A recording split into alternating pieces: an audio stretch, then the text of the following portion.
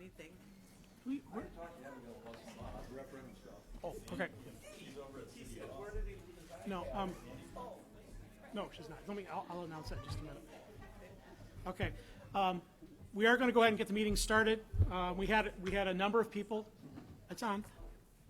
So the first thing I want to remind people is now that we're back over from City Hall, you do have to push your button for the microphone to work. So I ask you to keep them on and off so we don't get a lot of sidebar conversations going out as well. But I want to welcome everybody to the regular board meeting of ISD 191. It is September 15th, and it's a little after 6:30, and we are going to get this meeting going.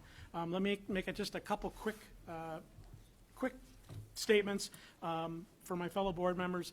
We got late word, but Sandy Mackle will not be able to join us tonight. So it will be just the six of us tonight for tonight's meeting. So first up, obviously, would be to do our Pledge of Allegiance. Jim, would you lead us, please? Sure. I pledge allegiance to the flag of the United States of America and to the republic for which it stands, one nation, under God, indivisible, with liberty and justice for all.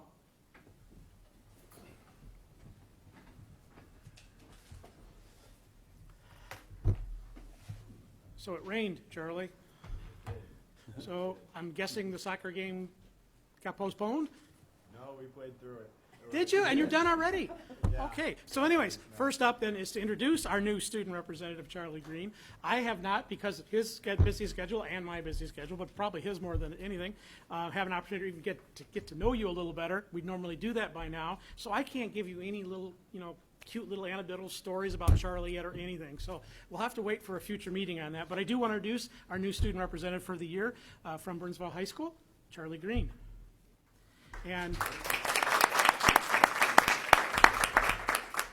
there's some lineage, I do remember that part, in that I believe it was a sister, correct? It was. And it was on during my time here, but I've been here a long, long time now. But we have another sibling from the same family that's in this role. So welcome, and I believe we'll have our first report from you later this evening too. So, all right, fabulous. All right, so then we'll move on then to our business meeting for the evening. Welcome to our new boardroom. It's even more ready than I had been told a few days ago. We are able to have a live broadcast today. We weren't sure we were going to be able to do that with the first meeting, and so on. So hopefully everybody had gotten the word, and we don't have a bunch of people over at the Burnsville City Hall tonight that thought there was going to be the meeting over there. We also do want to say thank you to the city of Burnsville for their graciousness for allowing us to use their chamber facilities over the summer while this whole building was having a lot of work done, and as well as creating a new school board boardroom space that we're in tonight. So welcome. So first up then would be approval of the agenda. So moved. Thank you. Is there a second? Is there any actions or comments about the agenda? Go ahead. Chair Lou, Yes. given the fact that we found out just with this afternoon, Yes, on. given the late notice with Director Mackle's absence, I would like to pull the unaffiliated terms and conditions so that we can ensure that we have a full board conversation around that when all of us can be here. So I have a motion to pull from tonight's agenda under new business, item E, having to do with the unaffiliated. Do I have a second? Second. Is there any questions or comments about that? I'm just curious why we would pull it just because the board member's missing. There's a lot of discourse, pro and con to that, and I think it would be best if we have all board members present. I think that's what's really the basis behind this, and therefore we can have a full board vote on that, one way or the other, however that may be. I have no idea how that's going to be, but that's the reason behind it. I think that's a bad precedent. I would ask the same courtesy then when I miss that. Items I'm interested are pulled. That hasn't happened. Duly noted. Any other questions or comments? All in favor of pulling item E from the agenda, signify by saying aye. Aye. Opposed, nay. Nay. Let's do a roll call. I couldn't quite tell. I think we may have 3 and 3. I just want to make sure. Could you just run us through and just the names of the board members, and we'll just go yea or nay on that? Schmidt? Nay. Oh, things aren't perfect. Aye. Nay. Aye. Nay. Stays on the agenda then. All righty, back to the primary motion before us, the approval of the agenda. Any other comments or questions? Hearing none, all in favor of tonight's agenda, signify by saying aye. Aye. Opposed, nay. Motion carries. We'll now move on to our consent agenda. Do I have a motion to approve? So moved. Second. Are there any questions? Well, actually, I can do my little piece here. All the board action is required. It is generally unnecessary to hold discussion on these items. In the event a board member wishes to discuss an item, that item will be moved for separate consideration. Are there any questions, comments, or items to be moved off the consent agenda? I would like to just have a short discussion around the personnel recommendation, item number 2. Would you like to have that pulled as a separate? Yes, please. All right, that'll be done under new business, the first item then. Any others? Hearing none. All in favor of approving tonight's consent agenda with item number 2 being removed for separate consideration, signify by saying aye. Aye. Opposed, nay. Motion carries. All right, we'll move into new business, and our first new business then would be to approve the personnel recommendation. As you indicated, Director Vandenboom, would you like to say? Yes, please. Speak whatever you need to say. Yeah, Stacy, would you mind, I want to make sure I understand the word replacement. At the last meeting, we talked about, over the last 3 meetings, and I think a lot of it has to do with the fact that we're reconfiguring buildings, but the number of changes and movements and so forth with personnel is substantial. And I'm not sure I really understand how we use the word replacements. So we have new and we have replacements in both the classified as well as the certified staff areas. Can you just describe or just at least help me understand how that replacement is used? Because I noticed several replacements were, for example, for long-term substitutes. And several replacements look like they're just movements of existing staff to a new place or so forth. Just help me understand. It's really clarification of really understanding that. So the replacements, can you hear me? Okay. So the replacements are for current positions. So if a long-term sub has replacement behind it, they are replacing a person that's going out for some type of a leave. Okay. Okay? Replacement, a person may be a current employee, maybe a current employee that's going to a different location, but they also may be replacing somebody that resigned or is no longer at that building or at that position. Okay. So again, overall, our FTEs for teachers is about 9 fewer than what it was last fiscal year. Yep. So even with all the movement and the additions, we're down according, in balance with what our enrollment projections were at the time. Okay, and that's where I get confused because I looked at the last 3 board meetings and they showed sort of if you added up just the new and just the FTE components of new, there were over 64 adds. And as I looked back at last year in terms of all the reductions and so forth, I could only get to about 40-some, depending on whether you counted the long-term substitutes or not. So it's very hard for us, I think, as board members, really just to understand where the net changes are. And I know last time you mentioned we were minus 13.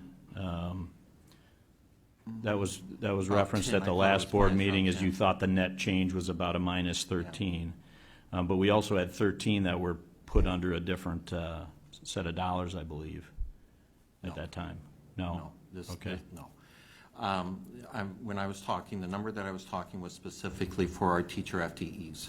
Okay. So the last year we had roughly 718 FTEs. This year we're sitting around 708 plus a half, a fraction.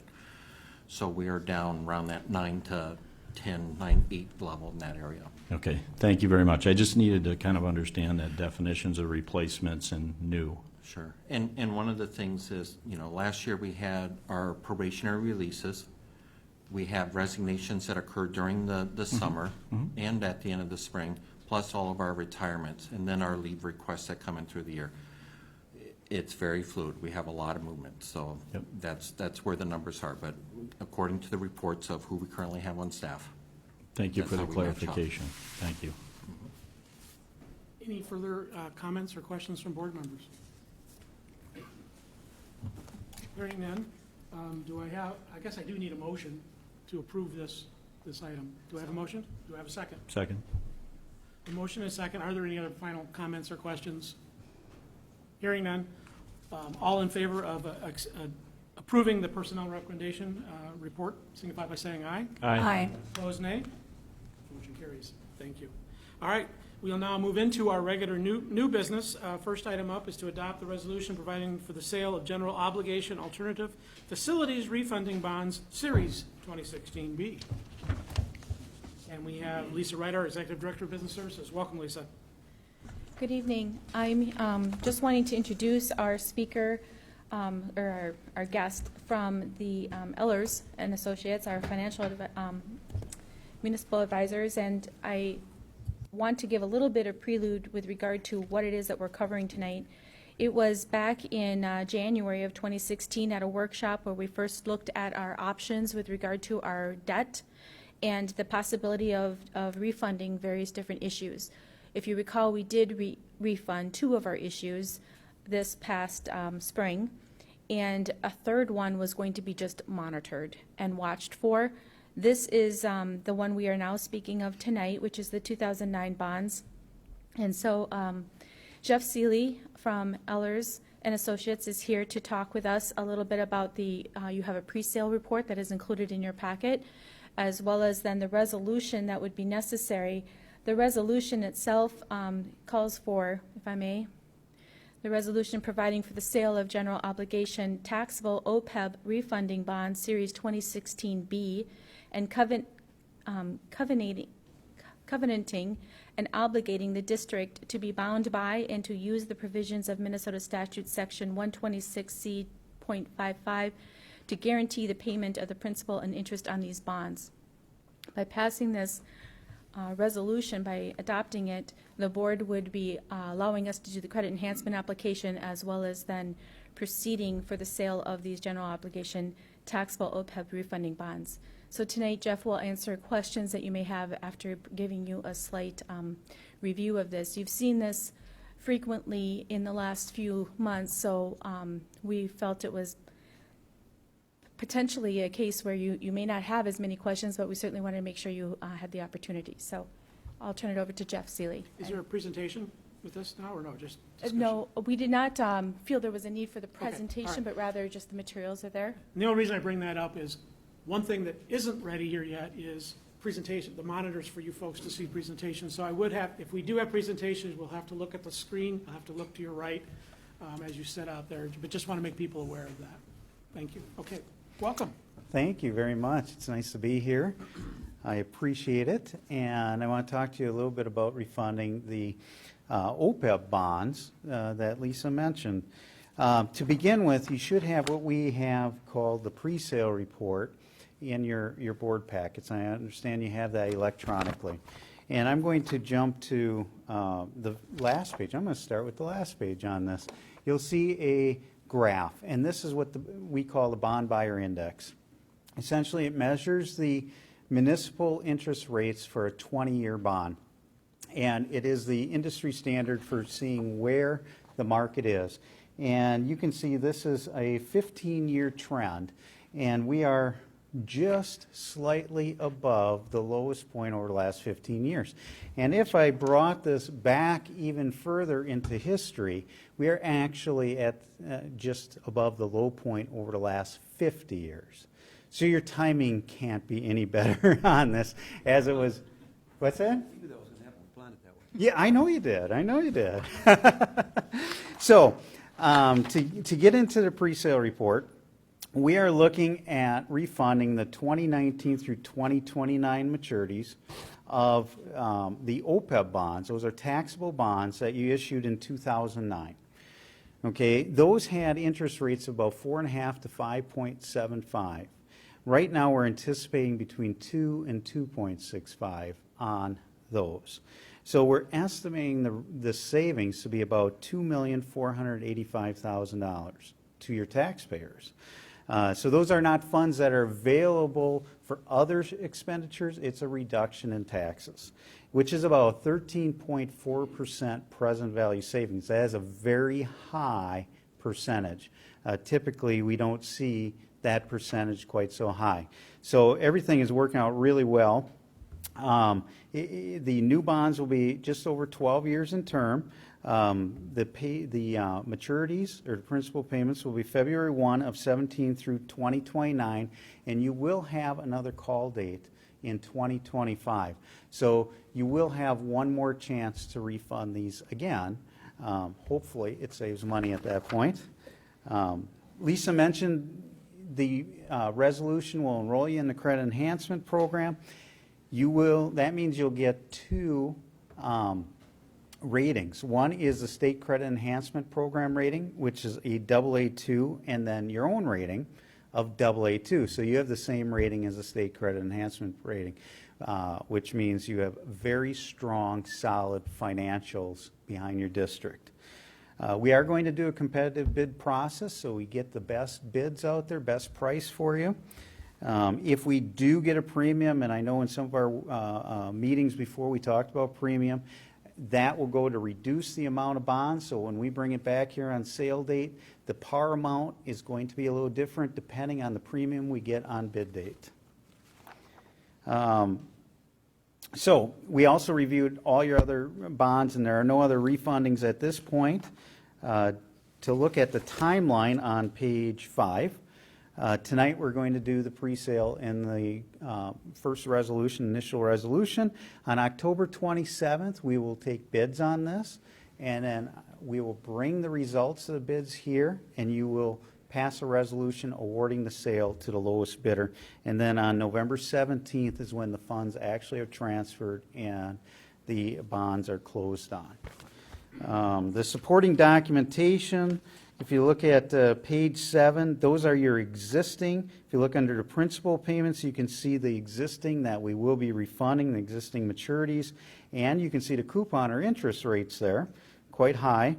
And then on page 8 is the estimated debt schedule that we anticipate getting on day of sale. And again, the interest rates are considerably lower. And page 10, that is the bottom line. You can see $2,485,000 in estimated savings. So that's over roughly on average $206,000 a year for the 12 years. Any questions? Okay, this is an action item. Do I have a motion to approve the adoption? So moved. Second. We'll open it up for questions or comments. Hey, and maybe this is for Lisa, but the savings I know go back to the taxpayers, which is great. Is it, when we do our levy referendum in November, is that where it comes off of, or is it? Correct. This adjusts our principal and interest payments that are levied with our taxpayers, so they won't see the full $2.4 million all at once, obviously, but rather over the time period based on the rates, the payments. All right, thanks. Any other questions or comments? You mentioned the savings you talked about. That's based on whatever interest rate you use to make this calculation, that 2.3 or 2.4 million over X number of years. Was that a present value number, or was that? That was, if you look at page I just want to know, but 8. is that the present value of the future savings, or is that? Oh, no, the present value is also listed on there on page 10. It says net present value, it's towards the bottom, $2,172,000. And So is that number net of your fees then also? yes. Okay, thank you. Any other questions or comments?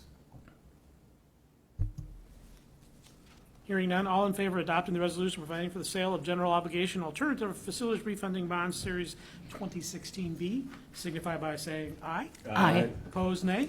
Motion carries. And thank you again. All right. We've Thank had you. several of these in recent months and years, and it's a great benefit for our taxpayers to be able to take advantage of this. Pleasure, thank you. Thank you for being here. Next up will be Dr. Joe Gothard, our superintendent, receive a report on the first day of school.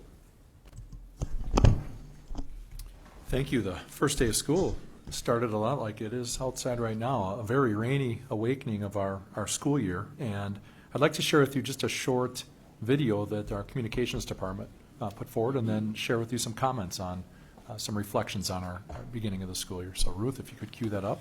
Again, audience, you'll have to watch on the screen to your side here.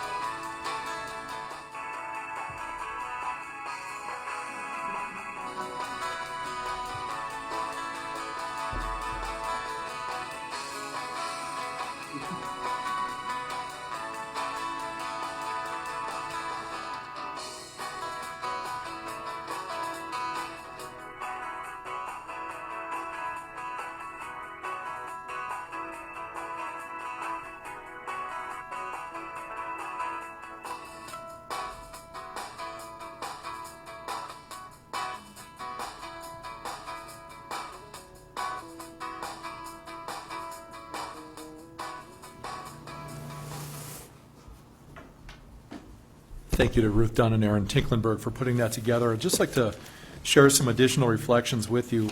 Understand that, when we began this whole process of reconfiguring our district and making some big changes, that we knew that it was going to be quite the feat to pull all this off. And we're definitely feeling, we heard tonight, some of the challenges that folks are experiencing, both our staff and our parents, and we know our students as well. We continue to be committed to not only making this work, but to achieving excellence, and that really is our goal.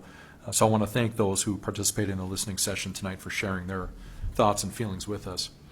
But I want to talk about a few groups tonight in regards to the first day, and the first is our students.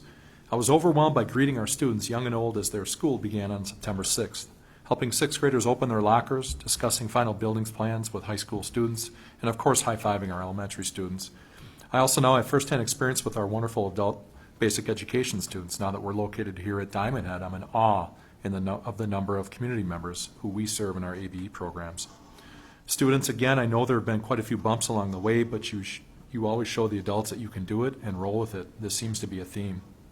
On an important side note, I was with Athletic Director Jeff Marshall this week, and he shared that seniors, and Charlie, I'll be curious to hear your thoughts on this, are beginning to come together to discuss new traditions at BHS and also share how their underclassmen peers can be successful.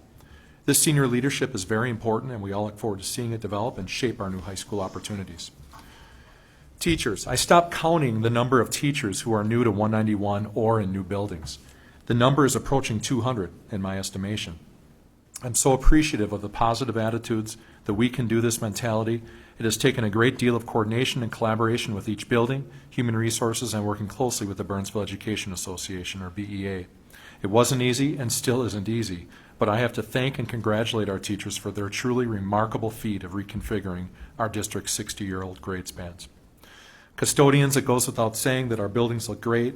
And that's not only our existing spaces, but you're now taking care of new spaces too. All of them matter to us, all of them are important, and we thank you. Our support staff, and when we change so much of our core practices and our core structures, this impacts the type of support we need to ensure our students are thriving. Our district support staff, and this includes too many to name, have done incredible work to keep our students the priority of our work. Your support does not go unnoticed and can turn good days into amazing days for our students and your colleagues. Technology. As we move into becoming a future-ready district, this, of course, leads to many challenges in technology because it is such a dependency, or we have such a great dependency on it for our staff and our students and our families. We handed out more than 2,800 Chromebook computers at the high school. There are so many behind-the-scenes great things going on in technology. This department deserves our praise, and they deserve our support as well, as they are struggling and challenged to meet the needs of all of our users.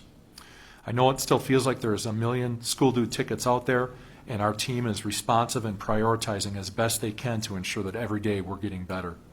Tonight you'll learn a great deal more in a report on digital learning for our K-8 learners. Food services, let's begin with Burnsville High School, serving more than 1,600 meals and finding spaces in a not quite complete building.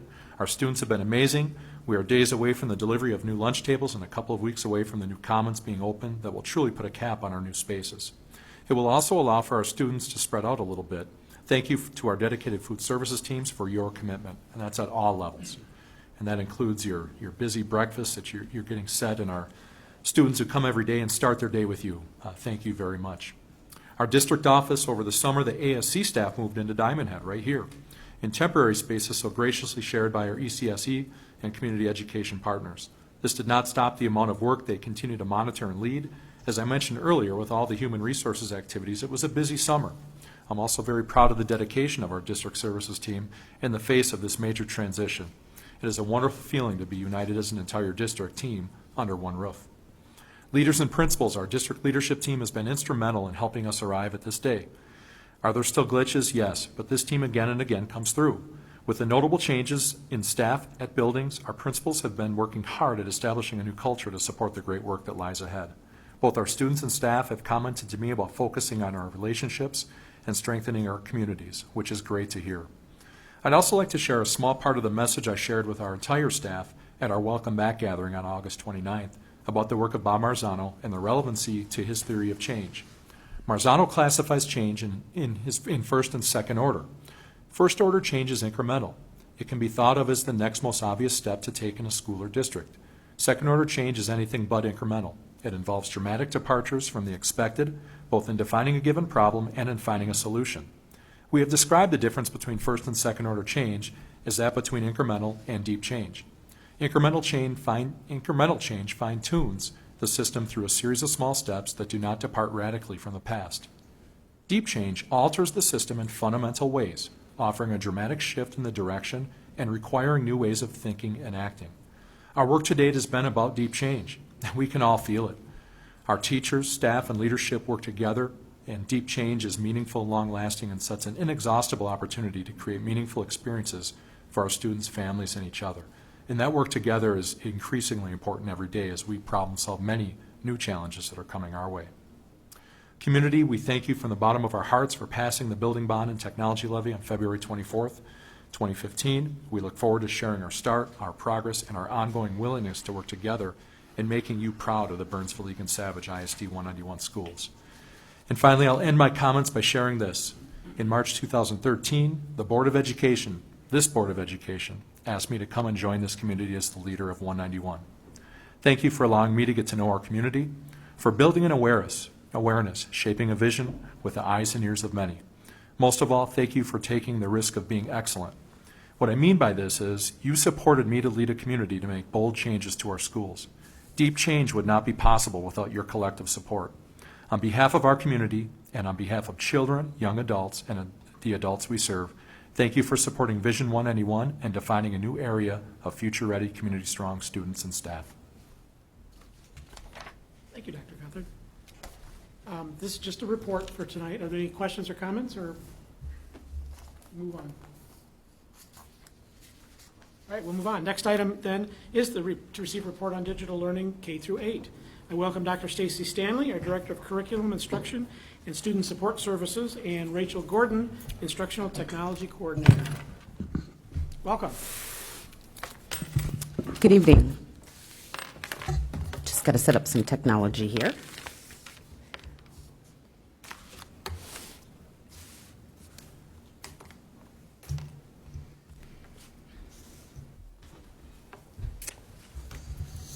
All right.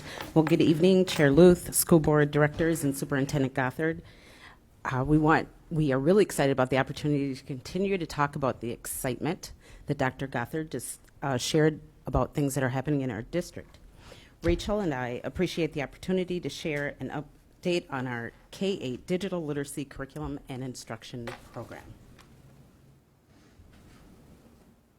So, about 6 months ago, our systems improvement and student achievement coordinators began developing a comprehensive curriculum development process that is designed to develop teacher capacity, ensuring there is a deep understanding of the key aspects of our standards.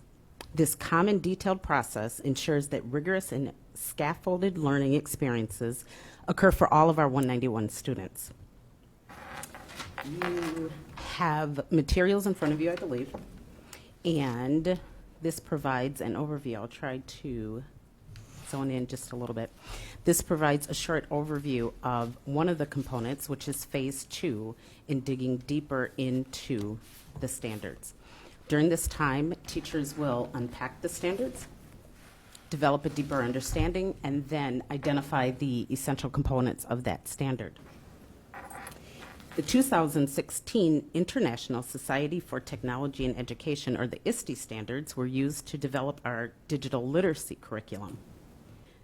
Rachel Gordon will share about this in greater detail in a few minutes. As the digital learning curriculum was developed, there were several required key components. The first key component was a common scope and sequence with performance assessment points. Again, Rachel will walk you through aspects of the scope and sequence later this evening. And during that time, you will see that benchmark skills have been aligned with performance goals of beginning, developing, and secure, and that technology skills, or the way in which technology is used, becomes more complex as students progress through the grades. Also, it is important to note that teachers possess a sound understanding of what it is that we want 191 students to know and be able to do, as they too will use instructional practices to support digital literacy. Again, I believe that you have this PDF of this actual document. And so with this document that shows what students should know and be able to do, it focuses again on the ISD standards, and I will just scroll down and focus on the global collaborator. So for instance, for global collaborator, students will use digital tools to broaden their perspectives and enrich their learning. We not only want students to learn how to use these digital tools and build their perspectives while they're working with our digital learning specialists, we know that that is important to that it happens throughout their curriculum and learning day. And so teachers will have the capacity to also extend into other content areas where the digital specialist is not working with them, to ensure that our students are developing quality skill sets as digital learners.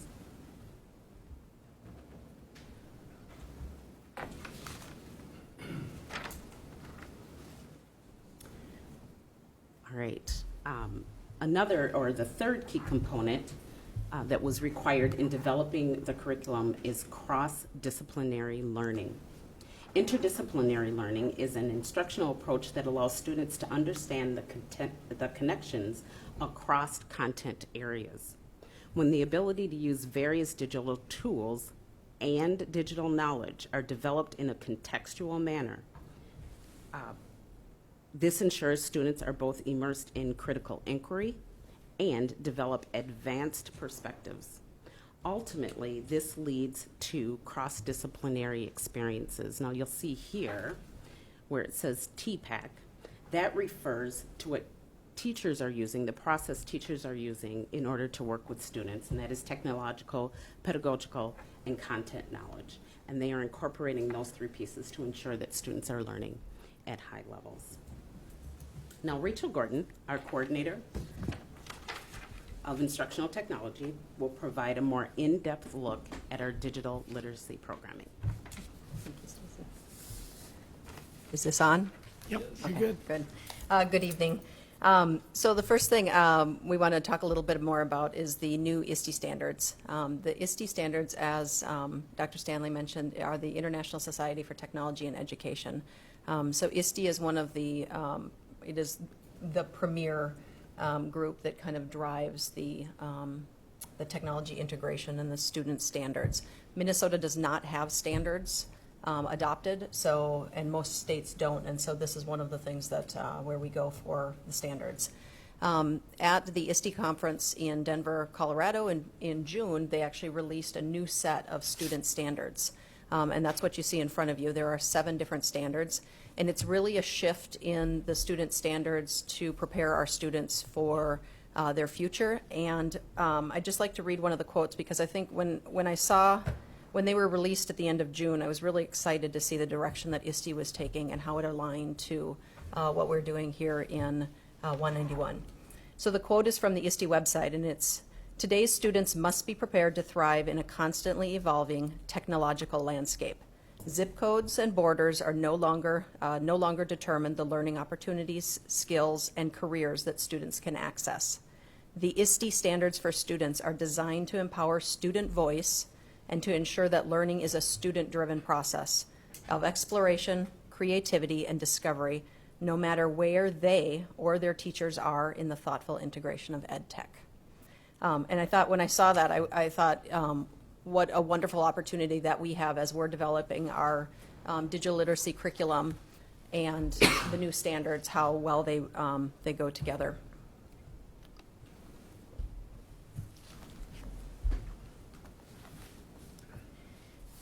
As Dr. Stanley mentioned, when we started developing the curriculum, we started by unpacking these standards. So what do the standards actually mean? There's 7 of them. What do they actually mean, and what do they mean for our students as they learn from kindergarten through 12th grade? The digital learning specialists in our elementary schools identified what each student would need to know and do to master each of these standards. In the digital citizenship standard that's highlighted here, we identified things such as positive, safe, legal, ethical, and digital privacy and security as things that students need to know as it relates to technology. And things that they would do are things including recognizing, creating, which is a huge one for technology, and sharing in safe and ethical ways. As we continue to develop the curriculum, we identified what the learning continuum would look like for each student for each standard as the students progress from kindergarten through 5th grade. And we broke those down so that as we looked from the kindergarten 1st and 2nd grade, where we're thinking about really needing that scaffold that teachers provide, and then as you move into the 3rd and the 4th and the 5th grade, more independent application of the technology skills. So as we looked at this learning continuum, we really wanted to ensure that we were building on the knowledge from previous years, and then we were building students that by the time that they left, in this case when we're looking at 5th grade, that they really have a skill set and a knowledge base that will launch them as they move into the middle school.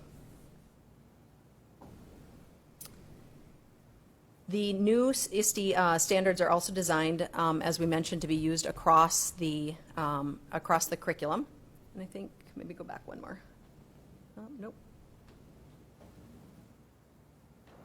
Oh, we got a little bit out of order. That's all right. So for example, when we're looking at the standard, one of the standards is called computational thinker.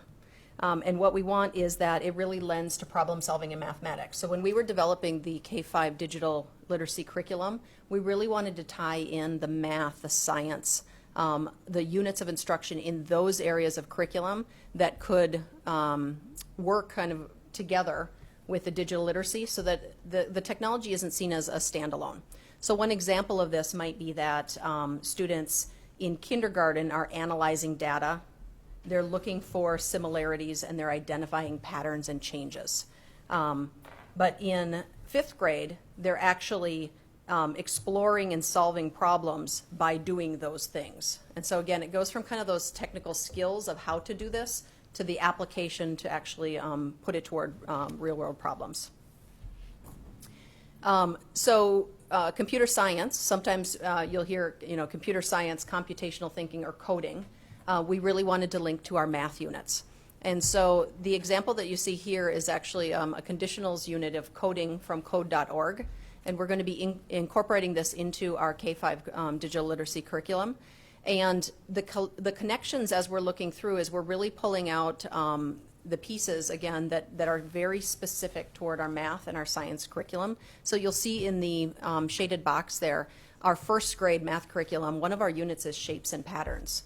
And so when we're talking about coding or when we're talking about those pieces in the digital literacy, we're reinforcing the same concepts that they are learning about in their math, in this case math, and in the next example you'll see in their science curriculum. One of the standards is innovative designer.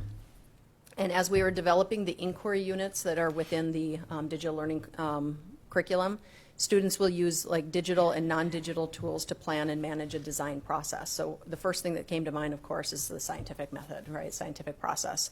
So as we were thinking through, if you want to go one more, in 4th grade, we tied it then to one of the units in science called the water cycle, where students are using tools to measure changes in wind, direction, temperature, and precipitation. And then they're really describing how the methods in this specific situation where people to obtain and use water in their homes. And so what we want is to incorporate the ability for students to showcase their learning by using measurement and probes and all of that in the digital learning. They're going to learn about that and then integrate it with the science units.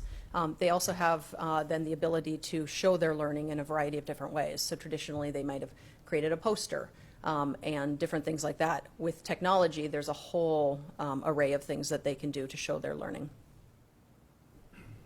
As we move into the 6th and 7th grade, into our middle schools, all of our 6th and 7th grade students are going to be part of a quarter-long course for 6th and a quarter-long course for 7th that are exploratory courses.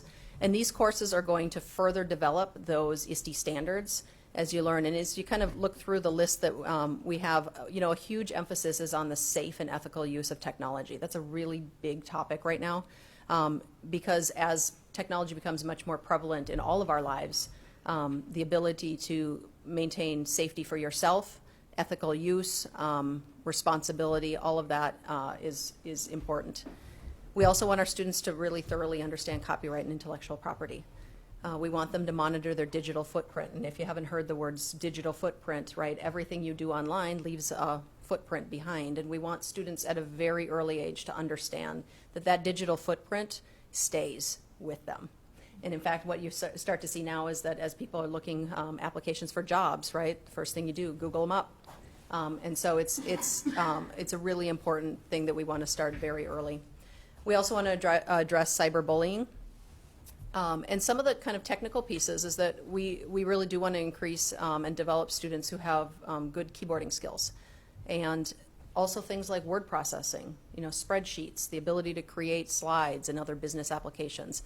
Particularly in 6th and 7th, as you move to the 8th grade, we have 2 elective courses, film and animation and the digital age of business. And both of these are really primed to have students move into our pathways at our high school. One piece of the curriculum development process that we're really excited about is the K-12 technology scope and sequence. And it's a very detailed document. But one of the things we were looking for is how do we move our students through that beginning, developing, and then secure levels of technology skills and knowledge.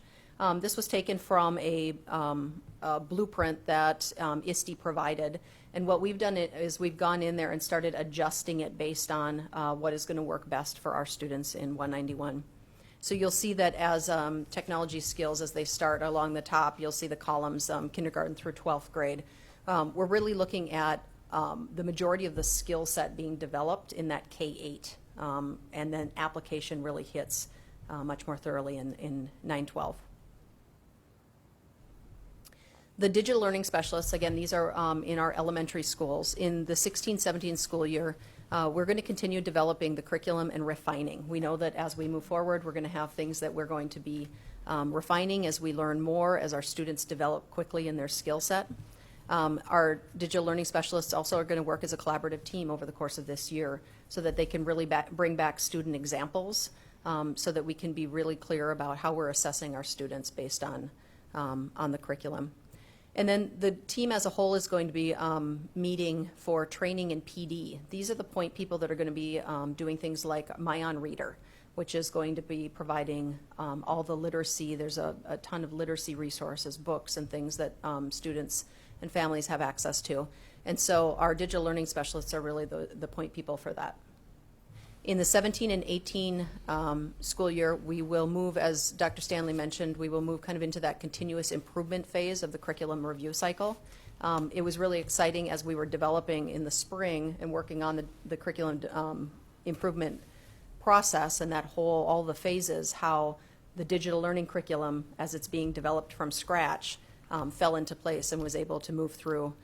So we look forward to moving into a review cycle, and then also just that deepening and expansion of curriculum as students develop skills. We have students that are coming in at very different levels with their skill set as far as technology, their use, their experience. And we know that in 2 years, a third grader is going to have a very different skill set when they've been through our, the previous 2 or 3 years than our third graders do today. And so we're really excited to see how our, it's just going to be an exponential growth as we move into this, and that all of our students have this curriculum. Thank you, Rachel. So one of our district vision statements focuses on the use of technology to provide a robust and personalized instruction. Our work to develop a rigorous and comprehensive digital literacy program serves to support our vision and ensure all 191 students are future ready. Thank you for your time. Thank you. This is a report. Are there any questions or comments? Director Hill? Thank you very much for a great report. I just wanted to tell the board that, I can't remember if you were there or not, Stacy. Our last technology committee meeting, we had a really, really exciting report, just in more depth around some of the stuff we're talking about here. And so, just to read, the technology committee was extremely excited with, some of the directions that they were seeing. So, thank you. Dr. Malibu? I think that's an understatement, Director Hill. Yes, it is. No, it is really exciting. And as you were talking, I was actually, you talked about digital footprint, and I think about what happens in school and what happens at home, and I'm wondering if 20 years from now they're going to say, you got a D- on your, on your math test in the 3rd grade, and and the data privacy. And I bring it up because so much that's part of this digital footprint, whether we know it or not, is everything that's done online is measured, recorded, and your name gets put next to it. And I don't know how I know you've got a lot of moving parts and so forth, but can you talk a little bit about that data security or the data privacy kinds of things that go on with regard, because we are moving to some tremendous tools and great access to lots of assets. But every one of our students, whether it's doing homework or doing tests and all that stuff, is basically using the technology to do this stuff and creating their own footprint, if you will. How do we feel in terms of the protection of that information, and can we just share some thoughts on that, please? I'll start by saying that's why it is so important for us to work on digital citizenship, to really help students. Are you able to hear me? Okay. Yeah. To truly help students understand how important that is. As far as securities, Rachel can talk a little bit more about systems that we have in place to make certain that our students are safe and secure as they are out there working on the internet and things like that. So that's probably a different report altogether Yeah, for sure. the actual, student data privacy and all of that sort of thing.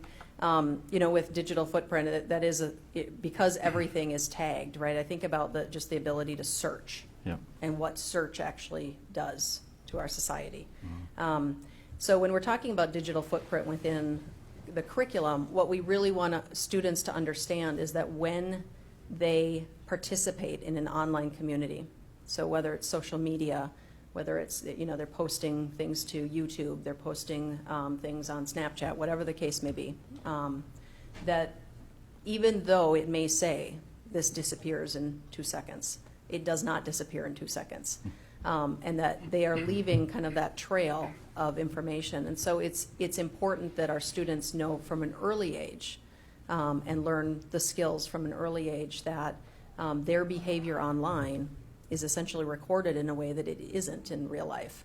And that's a big difference. And so even kids as young as in our case, kindergarten here, it's vitally important that we start that conversation early. Well, one other comment, this does relate to the curriculum part of it. About a year ago at a retreat, we talked about sort of really what's happening in a macro sense in our elementary schools versus our secondary schools. And I think at the time we talked about in K through 5, we're really learning about the technology and how to use it. And then in 6 through 12, essentially, it's about applying the technology. So I really applaud you. I think what we saw today with a lot, even though those examples are hard to see probably from home and understand, I know on the technology committee we did a little bit deeper dive, and when you see what you're doing throughout there, you know, it really does weave the technology into the curriculum in a way. It's not just about the technology, it's about learning.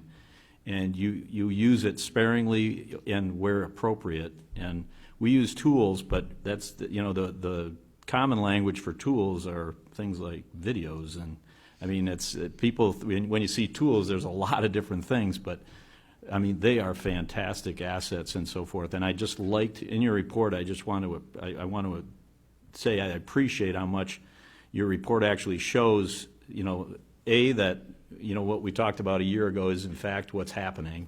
And then B, that we are really working hard to integrate all that technology, which is really new to the district, into all of the work that we're doing across all grade levels. So thank you very much for the report. Director Ault.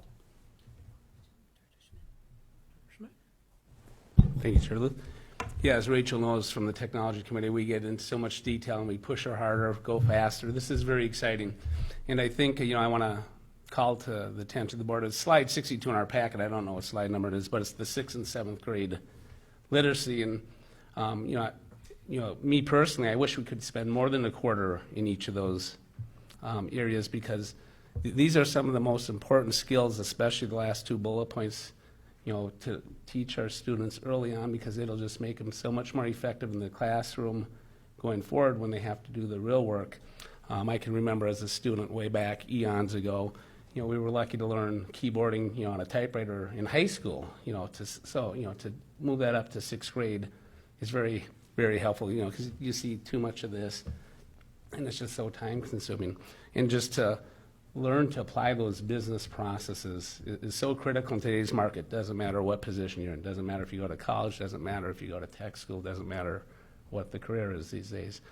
And so as we go forward, I know the Technology Committee will continue to talk about this, but, you know, the more we can push this, not only into these very specific classes, but hopefully, in our, instruction-led classes, that our teachers, are pushing these as well, because this is very exciting times for us.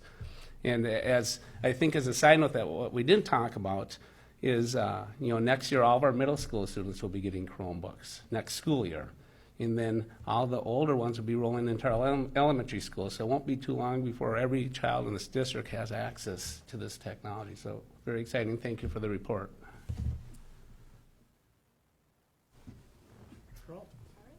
I had a couple of comments, mostly comments.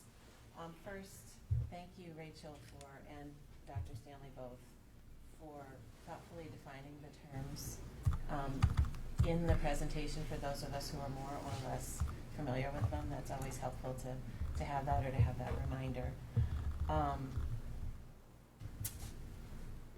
Rachel, you said something that really kind of hit home for me, talking about the vast technology addresses that allows students to demonstrate a variety of ways in which they're learning through different actions, different creations. And I think that really speaks to getting at where a student connects with their learning, whether it's talking about math or reading, and how technology can really help them connect in their own unique ways while still learning the standards that they need to learn and the things that, learning to read and doing the math that we expect them to. And the other thing that I hear is that with the addition of technology, and this is kind of a gimme statement, but it really is bolstering the science, the math, and the literacy in a really terrific way in the digital learning space, in the classroom. And I believe it's really going to help our teachers. I would hope that it's going to help, once we get through the learning curve, that it's going to help our teachers increasingly reach our students in those unique ways that they need. One question. So the ISD standards were published in June of this year. So it's incredible that we are looking at the scope and sequence right now that based on those standards. So my question is, in your conversations with colleagues, what access do our students have to digital learning as compared to what other students might have elsewhere? Where would we differentiate ourselves on that digital learning curve? I think we're actually in a really exciting position. So many districts have technology coaches that push in and work with individual teachers. Some have media specialists that will teach some of the lessons that are digital learning specialists. But very few have if any, have a model that we're looking at where we have a really nice blend of face-to-face student instruction. So we know that every student is going to get what we consider really critical learning. As well as the digital learning specialists also have time that they're pushing in and working with their colleagues. So as we talk about that kind of tech integration across the curriculum, when we're looking at, not just math and science and literacy, which are obviously three, hugely important ones, but as we start thinking about Phy-Ed and health and art and all of the different subjects that our teachers teach, we want our teachers to increase their level of comfort and competency using technology as well. We think that our students are going to demand it. They already kind of are. Sometimes they'll kind of egg on teachers like, hey, let us do this, let us do that, sort of thing. So we're already seeing that. So when we look kind of across at other districts, I think we have a relatively unique model and a model that I think is going to serve us very well. It's really exciting as we're not quite 2 weeks into this at this point. And so we have a lot of learning as we implement over the next few months and then this year. But I'm really excited about the direction that we have in place and the opportunities that our students have. I have to say this because, I have a coworker that came to me and it was a neighboring district that will remain unnamed, but their daughter came home with their brand new iPad. And the teacher gave them a URL link to go to do their homework. And the student diligently got home, typed in the link, and it said, the browser was incompatible. And so they were not able to access their homework. So they're 2 years into their technology initiatives and so forth. So there are going to be issues and that things that come up, but, it won't be the dog ate the homework anymore. It'll be the browser was incompatible. Comments or questions? I do have a comment that I want to make that struck me as I was listening to this, particularly that the K-5, the early levels, because there's been obviously a lot of ballyhoo around the Chromebooks at the high school, the one-on-one, and the fact that next year we'll be doing that at the middle schools as well. But it all starts from day one, kindergarten. And my guess is our pre-K stuff will probably start getting involved before we know it. And what I want to bring up on that is how that ties into our cultural proficiency. We're leveling the playing field for all students in what we're implementing here. over the, now and over the next few years in a way that was not fair for every student before. They didn't get all the same breaks. And we all know, as adults, how important technology is to virtually everything. Director Smith, you were alluding to that. It doesn't matter what type of work you do, whether it's a traditional college required work or whether tech work, it's everywhere. And what we're doing here in this district with this scope and sequencing and these standards and the curricular, tying things into the curriculum that we have in place, that we've always had in place, it's always changing, but I mean it's in place, is it really is leveling that playing field. Every student, literally, we can say that with pride and with conviction, is going to get technology and get that basic understanding and build on that as they go through their years in our district. And that is going to have a profound impact on many of our students of color, our students of economic disadvantage, who may not have been able to have that, and then basically almost puts them into a second-class citizenry because they don't have the technology capabilities that other students have been afforded. And I know we didn't talk about that, and it's not about that, but it just jumped out at me tonight, and I wanted to say that, and I want to continue to make that tie, because all of these different things, technology, curriculum, the cultural proficiency, they're all interlinked and interweaved together. It's not like, oh, there's this pillar over here and this pillar over there. And tonight we saw a very clear how the blurring of those lines, if you will. But it's also going to cause the blurring of those lines in society. And that's going to make a profound difference in our country. And when you think about public education, that is part of what we're supposed to be doing. So I'll get off my soapbox, but it hit me tonight, and I wanted to say that. Any other questions or comments about this particular item? Hearing none, thank you very much. Thank you very much for your continued hard work. It's exciting, and it's a beginning, folks. It's not. We're just getting started. Just getting started. Thank you. Okay, so we'll now move on to our next item, and that will be to approve seasonal, casual, and temporary employee rates of pay for the 2016-2017 school year. Our presenter will be Stacy Sovine, our Executive Director of Human Resources. Welcome, Stacy. Good evening. Before I go through this, I do want to make a quick note. We do have a correction in the board book on one of the items. It was listed as a Burnsville Promise Advisor. It should actually be the Burnsville Strong Advisor.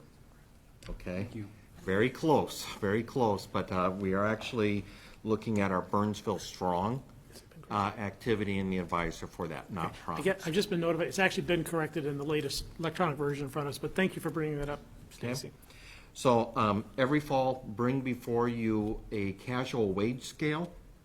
This is where we've identified different positions that don't fall under any units, where stipends that's been negotiated, and these are, quite frankly, casual positions. Ticket taking, clubs that we're just kind of getting off the ground, different activities in which they just kind of fall somewhere. And we do this so that we have an audit trail, in a sense, so that when we're paying people, there's an approved amount in which we're paying them, and it's just not kind of made up. So, again, the following rates of pay and stipend amounts are both fiscally responsive and competitive with surrounding districts for similar positions.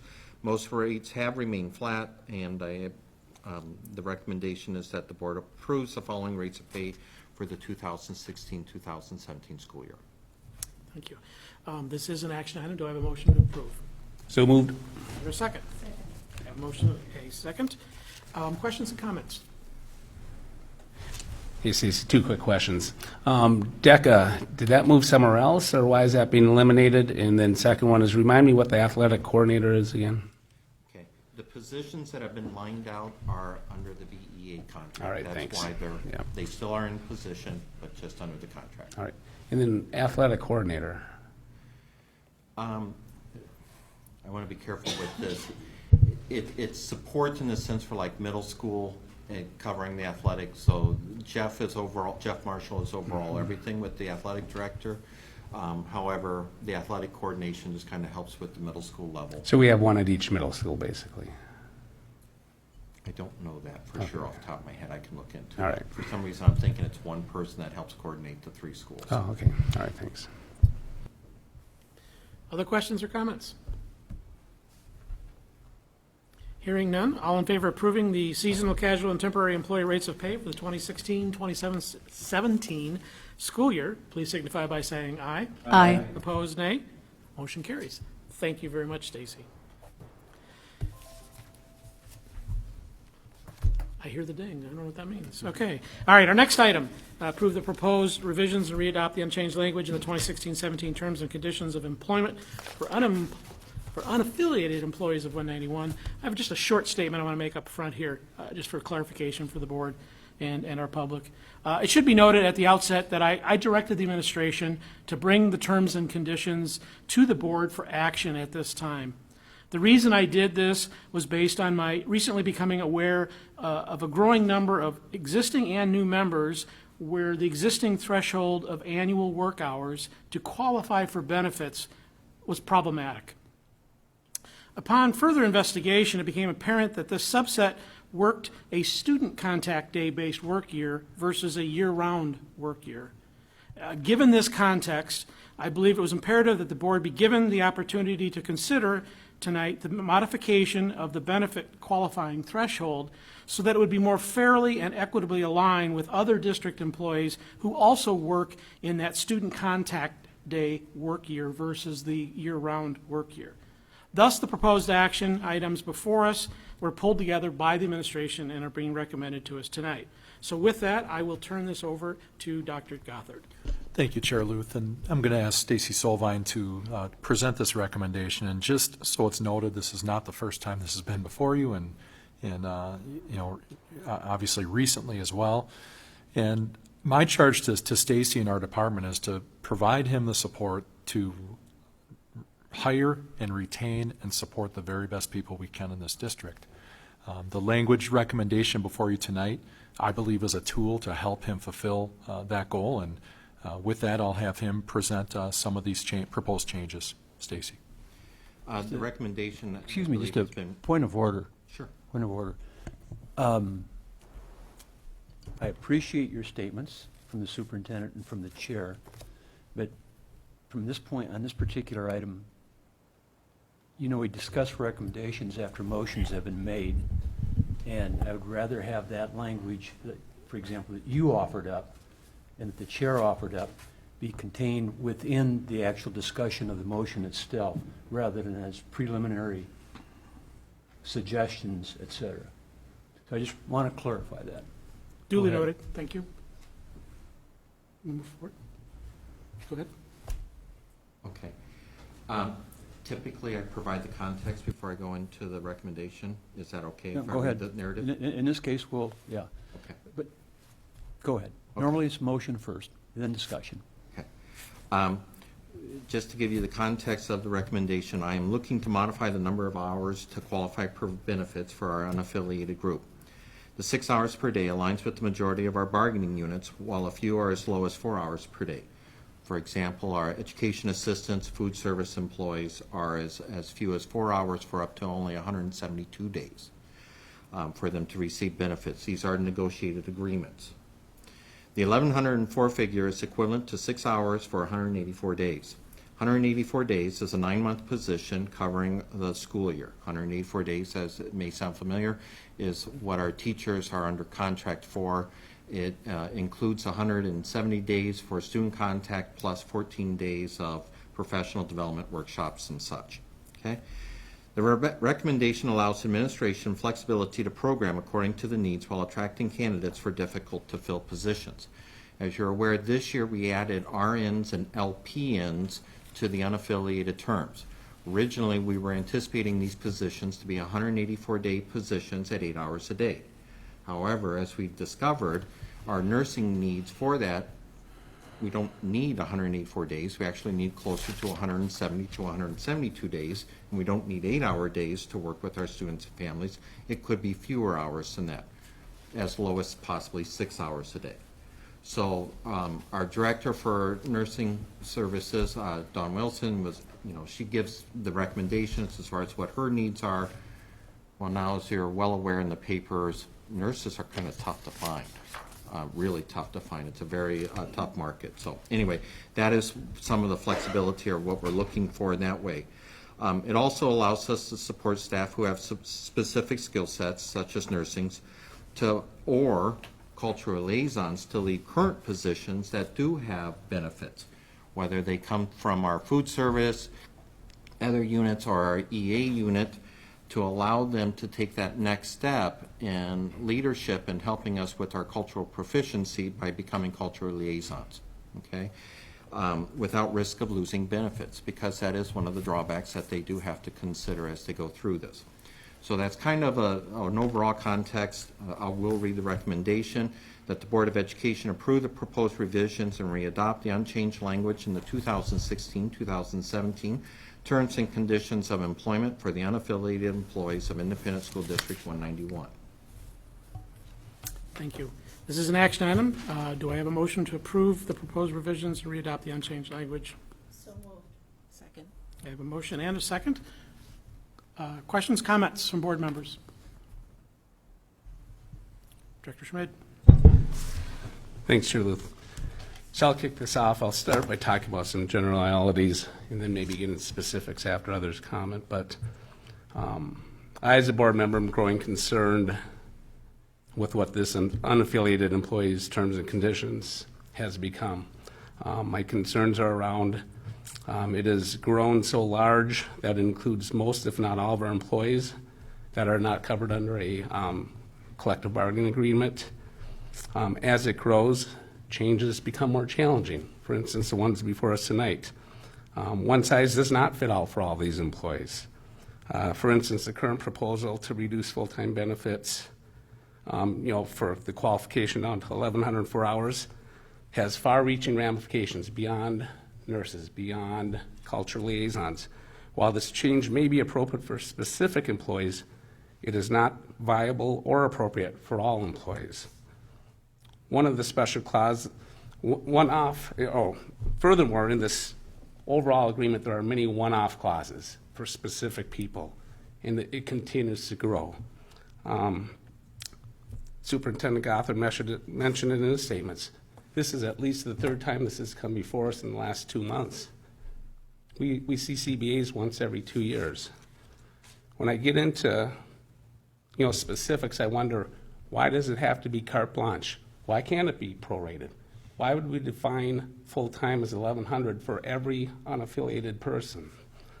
My last comment will be, should the current proposal be approved, it would be my opinion that we should close out all these positions and reopen them so that they could be posted again, because I suspect we'd get a much better pool of candidates with these benefits. For some of these positions, I did the calculations based on the numbers you gave me. The overall compensation package would increase 50 to 100%. So I'll leave it at that for now. Other comments or questions? Dr. Vandenboom. I really struggled with this one too, Stacy, and I concur with what Director Schmid spoke about. What I tried to do is get some context. I really was trying to understand, what we were asking for, and so, there's some simple ways to get context, and so one of the ways I did it was I said, okay, what would be the equivalent number of 40-hour weeks that we're talking about?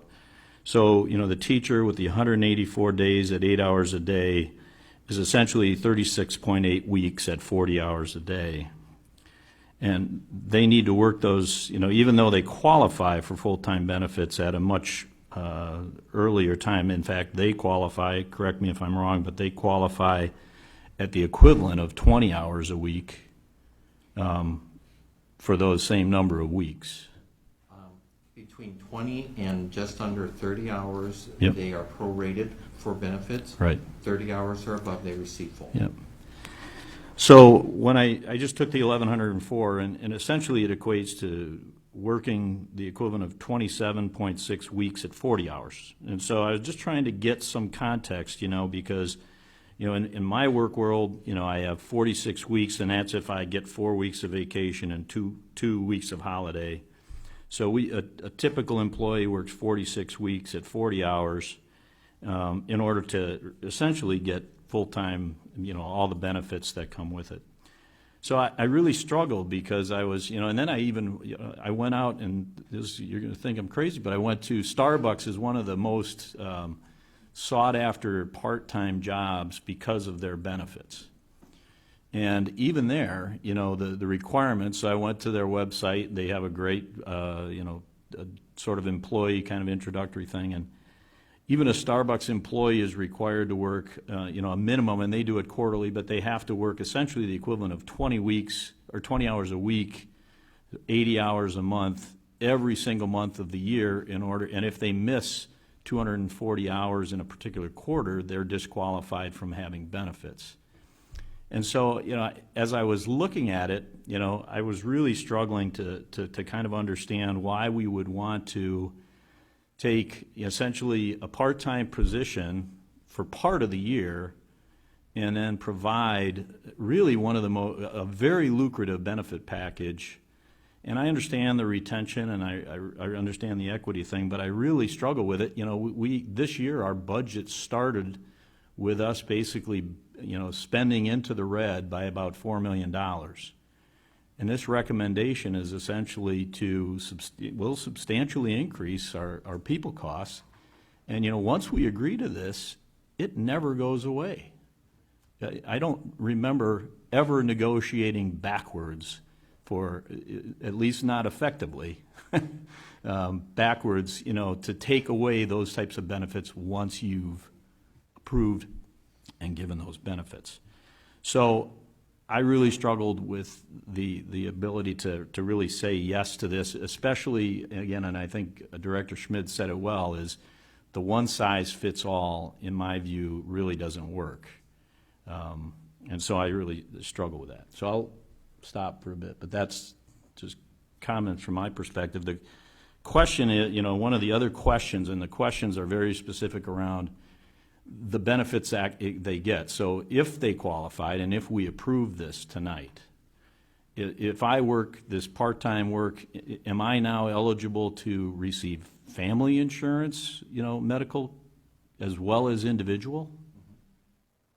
Yes. Okay, which is even more expensive. And then part two is, and thank you for that, part two is, did you evaluate any other alternative, for example, to provide a benefit, but not necessarily the same benefit that we do, you know, with all of our full-time staff? MNsure, for example.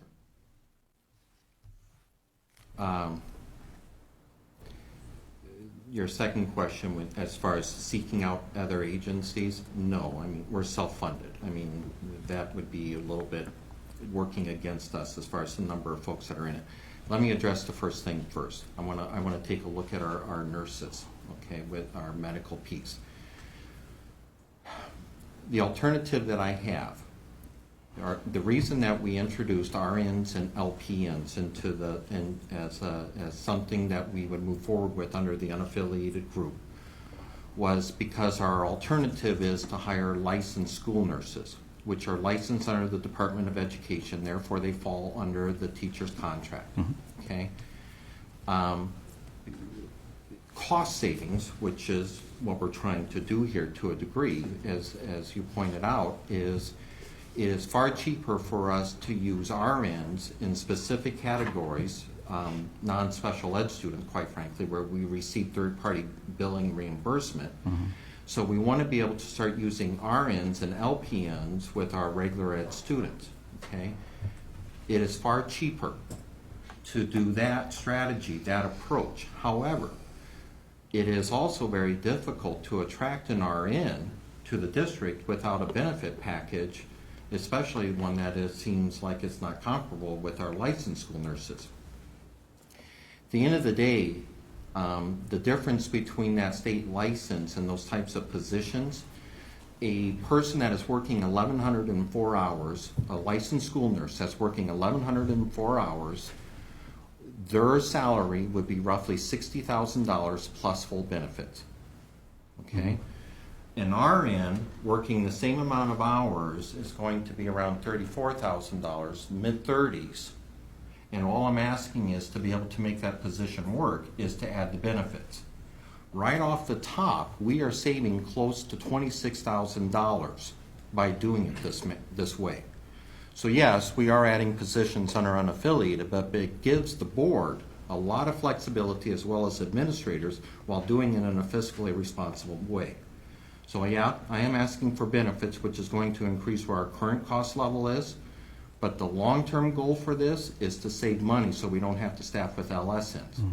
Because if I can't staff with an RN, the only option that Dawn has, quite frankly, is either to increase the amount of hours she's giving to RNs to get to that 1,400 hour threshold, or start hiring more LSNs, which is even more expensive. So not only do we have nearly 1,000 employees already at the 1104 figure or less, I believe that this is a fiscally responsible approach with RNs, okay? One other comment or a couple other comments. The other comment that I want to make to Director Schmidt's piece is the district has always had unaffiliated employees. However, the practice has always been in the past to associate them as close as possible with negotiated contracts. So we have LPNs that were close to some of the language that we have for EAs. So they were receiving the benefits and the steps and the salaries that an EA was receiving because they were close. Okay? A number of these different positions have been either piggybacking off of teacher contracts or things like that. So over the years, every time one of these kind of burps up, I have been polling them in saying, I don't want to give somebody a unit's benefits and salary. I'd rather have that in one spot that is aligned and uniformed and identified that they are not teachers, they are not EAs, they're not these other positions, they are unaffiliated. So we really haven't been increasing the amount of folks that don't truly fall under other collective bargaining agreements. We've just actually been identifying them better over time. Okay? Or, as in this case with the RNs and the LPNs, yeah, we're creating a position, but like I said, it's cheaper in the long run. Now, cultural liaisons. We have a program that we're working with through our adult basic ed, okay, to where we are taking families from our community that are learning a second language, and we are setting up a program into where while they're taking classes, they can be working with Kelly Services as subbing in our classrooms, so they're getting practical experience as well as learning and language. So by the time they're done, the goal is that they will be able to take the para-pro test, which is one of the requirements under, the old No Child Left Behind for highly qualified. So that these individuals then can pass that test, and then we can bring them on and hire them into a Title I building as a highly qualified EA. Which is great, because many of these folks already have a bachelor's degree in their own country, but it's just a language barrier. But what a great resource that we have, and what we're trying to do is move them even more in advancement within our district from an EA position to where, quite frankly, they're more than qualified to bridge with our families in our community and also help our staff members to become culturally proficient by helping us to understand different perspectives and approaches. And they bridge with the family saying, this is how school systems work, here's what we're going to need from you, but they also help us in saying, here's where the families are coming from and what they need from us. Originally, right now, the majority of our cultural liaison positions have been paid through our Integration and Achievement Fund, okay? But we have buildings principals now that are saying, you know what, I have some title money that's available to me. And I really have a high need, Hidden Valley. I really have a high need. I want to be able to take and hire specifically for my building, family liaisons, cultural liaisons, but they're building specific. And I want to be able to add that to my resource to reach out to our families and help and support our community. Well, she has title money, but she only has so much title money. And again, we're back into that barrier. She can't pull from the resources that she already has within her building, some of these EAs, and say, I would like you to take on this other position. You're qualified for this position. And they would look at that and they say, well, I have family insurance under an EA. Why would I want to take a position, even though I'm qualified, can help us move forward when I'm going to be giving away benefits? So I'm really looking fiscally, as with the nurses, as well as trying to help our administrative team have the flexibility to move forward to help us achieve our strategic goals around being culturally proficient. It's dual-sided. I apologize that I have to bring this back a number of times. It is a policy. We can always bring it back. It isn't negotiated, okay? So that does provide us some flexibility with that. One last little item. Last January, I brought back for, I believe it was the 15-16 school year. Yes, the 15-16 school year for the terms and conditions of employment. And to your point, we actually did reduce the number of sick days in which staff accrued during the school year. So we did take benefits away because it didn't align with what we had within our other agreements. So that alignment kind of, it's push and pull, push and pull. So operationally, I don't want language that's all over the place. I need language that's very clean, very simple, very aligned, so that my staff can work efficiently. We don't make mistakes, because every mistake that we make impacts somebody's life. And we're trying to move away from that, so I need to streamline this stuff as much as possible. Hopefully that helps. Any other, Director Courier? I'm going to support this recommendation. I've been there. I've needed staff, and I needed the flexibility to hire the best and the brightest for that position. I think our cultural liaisons are absolutely essential in our district to reach out to families. It was about 15 or 20 years ago. It was the Teachers Master Agreement. You can check the history of this. We did take a benefit away. We took health insurance away. If you were half-time, you got full health insurance. And I don't believe that's what it is right now. So we have taken benefits away from our strongest employee group. Believe in the flexibility for your building administrators to be able to have what they need. The other thing is, these are at-will employees. We can just about do whatever we want. If we want to let them go all 1 year, we let them go.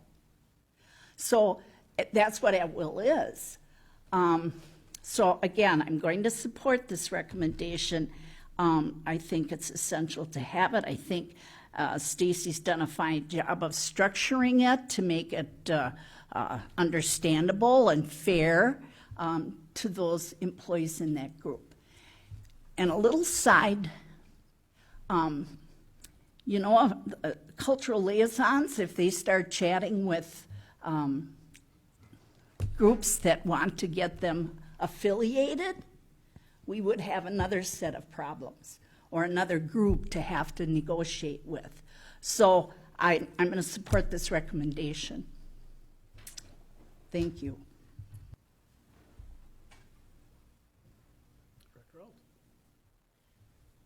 I appreciate the flexibility that this document provides in being able to serve the students to the best of our ability. Being fiscally sound, I don't like the thought of overstaffing simply because that's what a piece of paper says. I really want to make sure that we have the people in the building for the hours with the students that we need.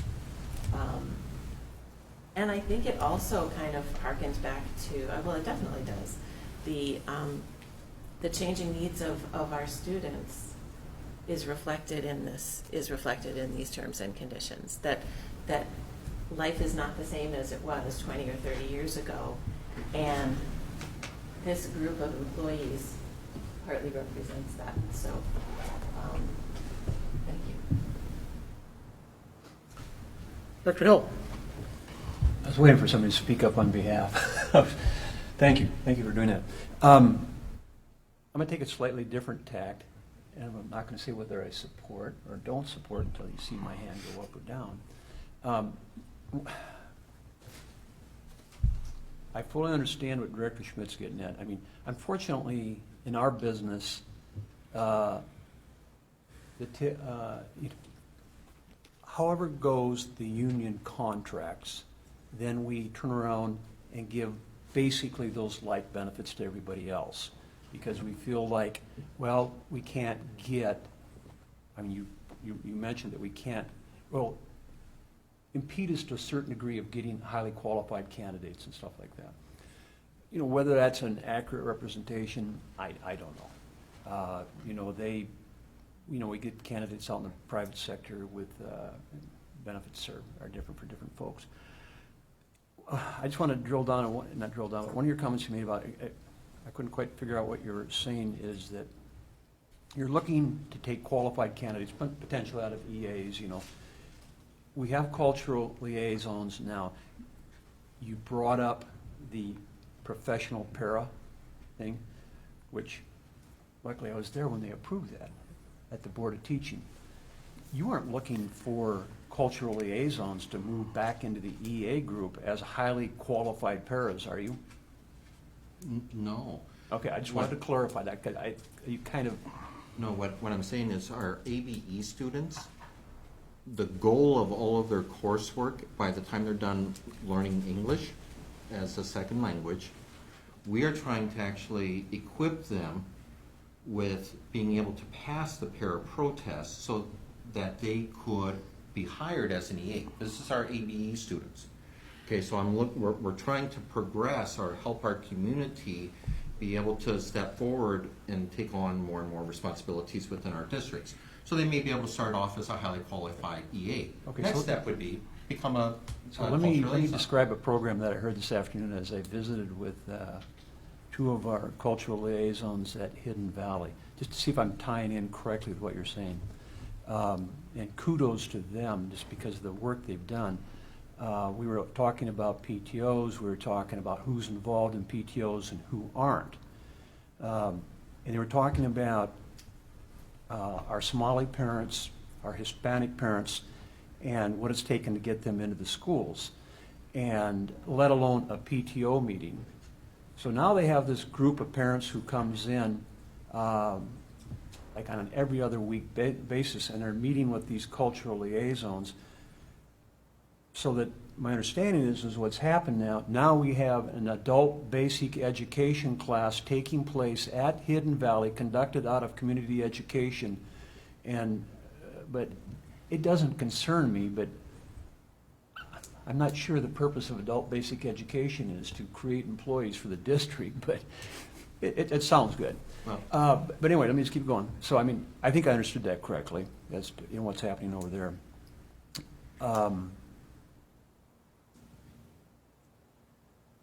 The being able to get qualified people to fill, particularly in charter schools where there's large populations of particularly Somali students and or charters that are predominantly Hispanic, you know, I know the struggle that they've gone through in terms of getting employees that will work well with their students and with their parents. Many times English is not their language at home. And there we had to lower, I'll say, we had to lower the standards for teachers who were allowed to come into the classroom, because we wanted them to be bilingual, speaking the language that the students are going to be using. But I know, are we looking, based on what you're telling me, I get the impression are we looking for additional cultural liaisons? You talk about kind of, you've created, or not you, but we kind of have a training ground going. You kind of use that concept of. You've given me a wide field in which to walk around, so let me try to narrow this down a little bit. One of our strategic directions is around attracting and training, retaining highly qualified staff, but also in which we're moving forward towards a culturally proficient community. And part of that role for me in HR is to make sure that we are looking for different means to attract qualified individuals that will help reflect our student population, help us become culturally proficient, and move us in that direction. Every opportunity that I can seek to either grow our own, which is through our ABE program, in a sense, because there are students, but they're highly qualified folks. Like I said, many do have degrees from their own countries. But language right now is the barrier, but they have an awful lot to offer. And we want to take advantage of that and create opportunities to where our students see a pathway for them to become employees within our district, either at entry-level positions, but I don't want to stop there. I want to move them into positions of responsibility, outreach, our cultural liaisons. At the end of the day, I don't want to stop there. I want to figure out a way to where we can grow our own so that we now can move folks from our community to become licensed teachers. Okay, so, I mean, you just said it now. We're growing our own, we have our own program in which hopefully to develop, candidates who we need, candidates of Yeah. color for different levels, potentially even teachers. And even someday. higher. Yep. And even higher. A worthy cause. But we need to create those pathways and remove all the barriers as much as we can. And right now, benefits at this point is becoming a barrier. So my take on all of this, it was probably, I mean, I understand, the concern of having to give benefits, and I'm saying this to my fellow board members, giving the exact same benefits that I negotiate with all the unions to everybody else. It's a given in the educational institution. That's the way it works. It shouldn't work that way, but it does. I'm a big believer in the whole cultural liaison thing. I think that is huge, and I think it's important. I think as a school district, we need to take a look at that and examine how we can do that, and you're doing this, but better. Do we have enough folks, performing that function? But that's not the topic of discussion for this evening and everything. I had an opportunity this afternoon to meet with, Sorrow over at Sky Oaks. I met with Marianne Ali Maricella over at Hidden Valley. And I heard some of the work, or they talked to me about some of the work they're doing. I didn't seek them out. We just happened to bump into each other in the hallway. And I was fascinated, by the work they're doing. Extremely important work. And I don't want to call this a concern. I want to figure out a better way, if there is, and you're working on that, I think, to a certain degree there, as to how we employ, the whole cultural liaison staff. Do we have enough? Do we have too many? Are they trained enough? Do they need more training? Et cetera. You've delved into this whole, quite frankly, I'm just calling it, you said, it's a training program for, reaching out to other people who might become potential employees that will lend, some color to our school district, and that's great. So, I'm done. Okay. Any other questions or comments? Director Vanderbilt. So in every other recommendation for this bargaining unit that you brought before the board, you talk about an annual cost. I'd like to understand there's no cost estimation in the recommendation here. So let's use your example of an RN. What is an annual cost of a benefit for a family or for a single benefit package for a single person that makes essentially that amount of money? The current employees that would be impacted by this, our costs would range, could range anywhere between 0 to about $96,000, $95,000. Per- I say, total. For all. Well, for there's all, like I mean, 5 of them currently. well, so we have- can you give it to me on a per? Because what I heard you say earlier is we're trying to get a lot more people into this situation, and so my assumption is that the number of people that are going to be using these terms and conditions is going to be growing, not shrinking over time. So roughly, what would it be for a person, that's making that $30,000, $31,000 that you referenced, to get a full-time package, full-time benefit package as a single or a family? If you can share that with us.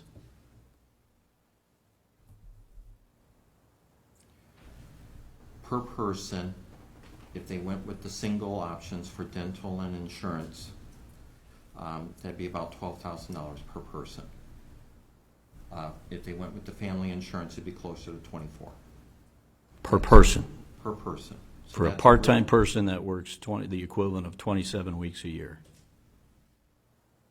That works the equivalent of close to 1,000 other employees, yes. Well, that works 1,104 hours per year. Okay.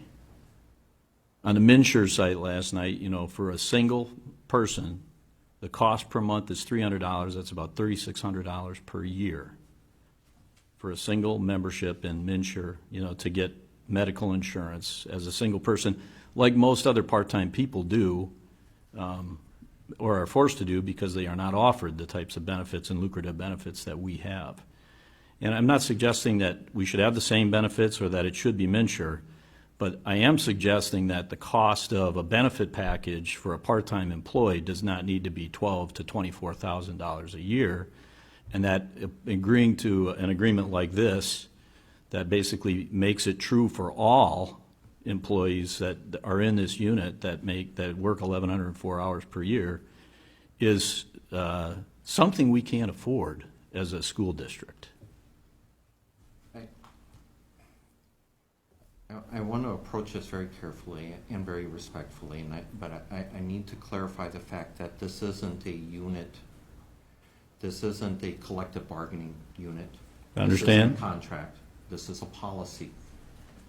And as Dr. Courier has pointed out, they're identified as at will. But what at will means is, quite frankly, we might be able to terminate, and we don't necessarily have to justify for cause, okay? However, each and every one of these employees is covered under PELRA, okay?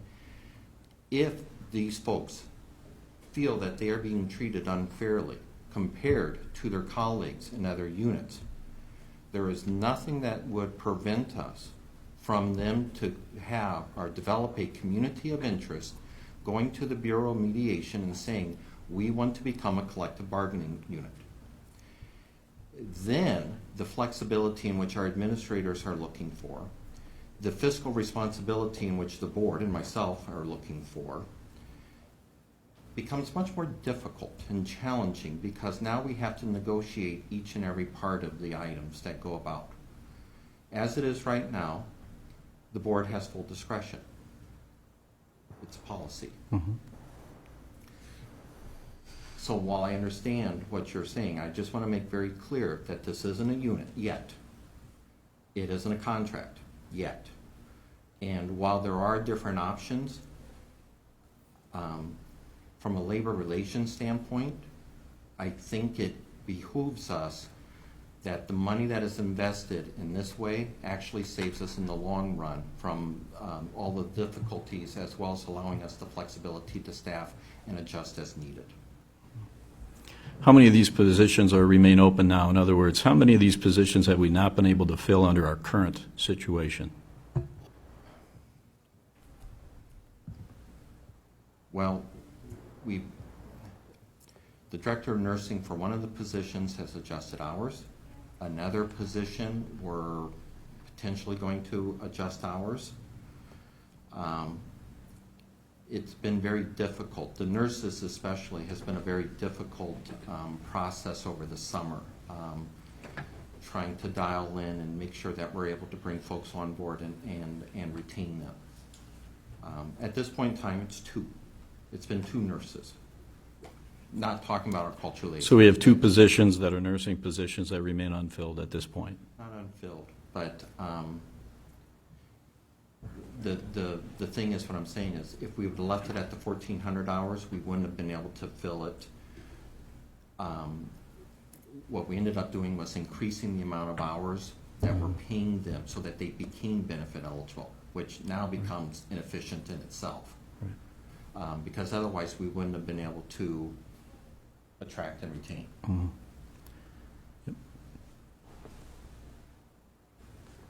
Director Hill?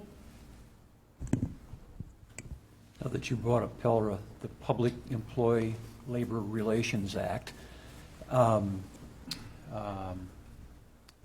yes, all I want to say about that is it has been like a millstone around public education's neck.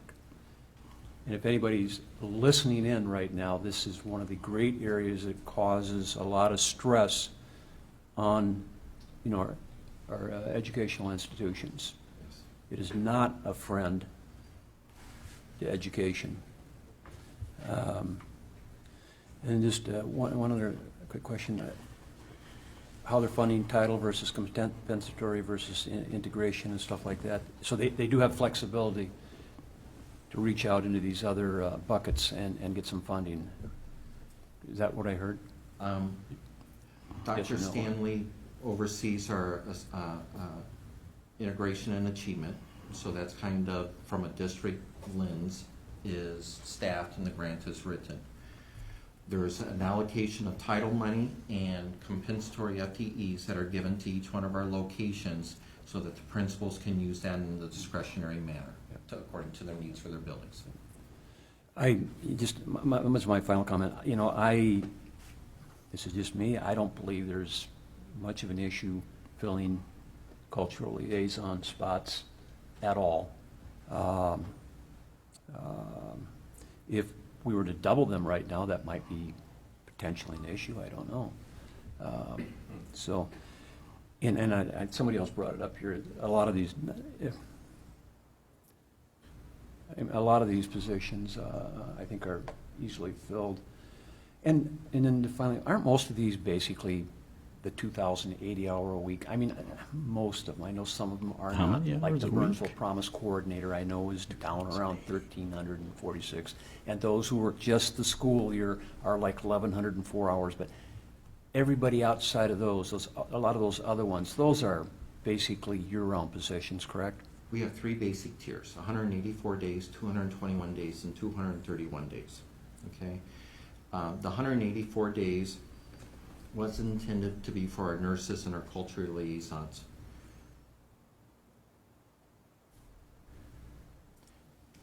Then the majority of our folks fall under 221 days. I just wanted to make sure I wasn't missing anyone. That please don't hold it against me, but the 184 days really are the school-based supports. And how did you carve Why can't it be? licensed nurses out of a BEA contract? I haven't done that at all, sir. But we do have the right, managerial rights, to select the number and the types of positions in which we employ. So what we're looking at, the licensed school nurses definitely is still under the teacher's contract. However, the statute doesn't say that we have to have a certain number of licensed school nurses. It only says that we have to have them. So we get reimbursed for our licensed school nurses when they work with our special ed students. So what we're trying to do is target our licensed school nurses to get reimbursed with our special ed students, and then look for other qualified RNs, LPNs to a degree, to work with our general ed population. That way we're maximizing our health services that we're providing to our community in the most efficient and economic way of doing it. So yes, we still have licensed school nurses because they are licensed through the Department of Education. I can't pull them out. I just thought maybe you'd gotten some feedback from groups about.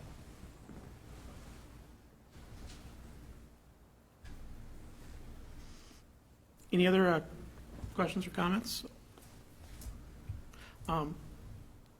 As the chair, I've basically tried to hold out of this, but I do have a personal interest in this particular one. That's why it's here tonight.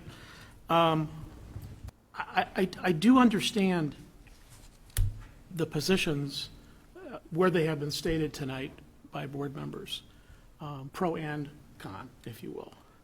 I understand the principles, I believe, that are being applied by those board members.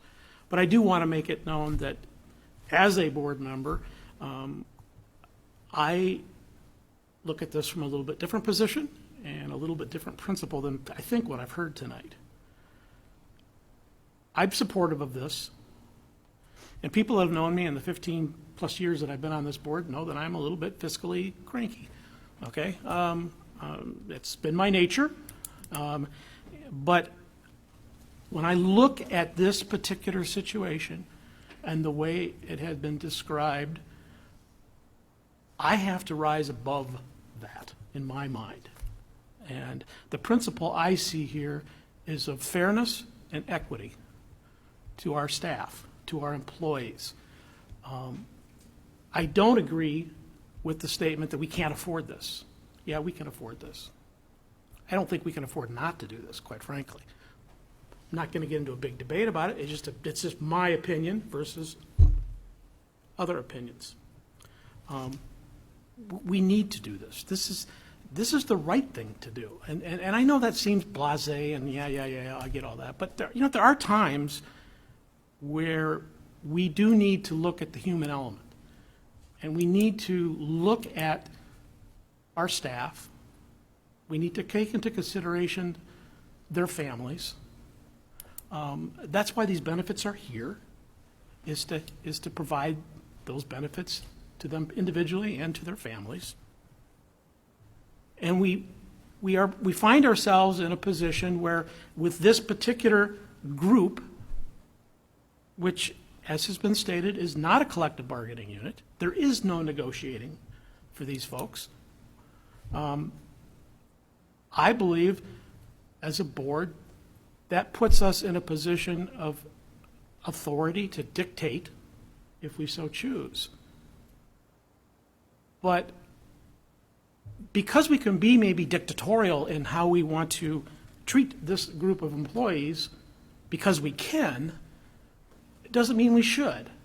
And in all cases, I mean, and in this particular case, we're looking at a change in a threshold that is still relatively higher than what we would see in our collective bargaining units. Not all of them.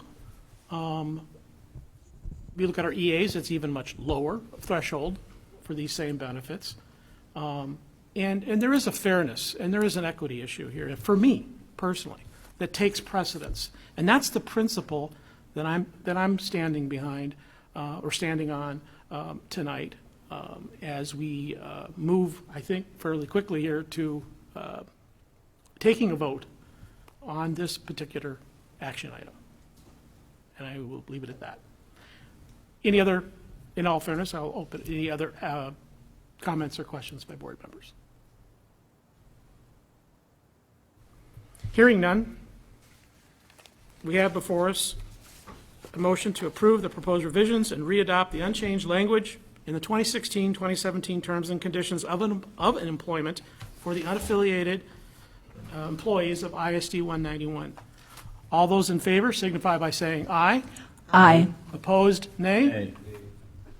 I believe I heard 4 votes. Is there any disagreement for board members? I will take a roll call if you'd like. Take a roll call, please. Okay. Madam? Aye. Nay. Aye. Aye. Motion carries. Thank you very much. Very spirited conversation. Lots of issues that will continue to be with us. Thank you, Stacy, very much. I know that was a lot to ask. So we'll move on to our next item, which will be item F, approve on a first reading basis a number of board policies. I'll leave it at that. And Dr. Gothard will present those, and he will identify, obviously, the individual ones. Good evening. Item F is to approve on a first reading basis a number of policies. Again, you know the protocol. I'll go through purpose statement and some rationale, and then we will see if there is discussion. I believe we have 5 or 6 tonight on a first reading basis for approval. The first is Policy 614, School District Assessment Program. The purpose of this policy is to authorize student assessment. It's a new policy for our district. The second policy, and I will add a comment that this one had some conversation around it, and Cindy Amoroso is also available to answer questions if we have them once I'm finished with the summary. But it's the enrollment of non-resident students. The purpose of this, the school district desires to participate in the enrollment options program established in Minnesota State Statute 124D.03. The purpose of this policy is to set forth the application and exclusion procedures used by the school district in making said determination. It was last revised in September of 2015. The changes are based on recommendations from MSBA and legal counsel. The Policy Review Committee and legal counsel have reviewed the policy since the August 11th board meeting. Answers to the questions asked at the August 11th board meetings were presented and discussed during the August 23rd Policy Review Committee meeting. The presentation from the Policy Review Committee is included in your board packet. Again, Cindy is also on hand if we have questions. I'll pause for questions at this time. 614 is in there. Yeah. Director Vandenboom. Yeah, my question is, so under district staff, you talk about reviewing our district assessment program annually and present recommendations to the students. So the staff is to present to you. I guess my question to the committee is, why is under superintendent responsibilities, is there no place where these results should be presented to the board? Under policy.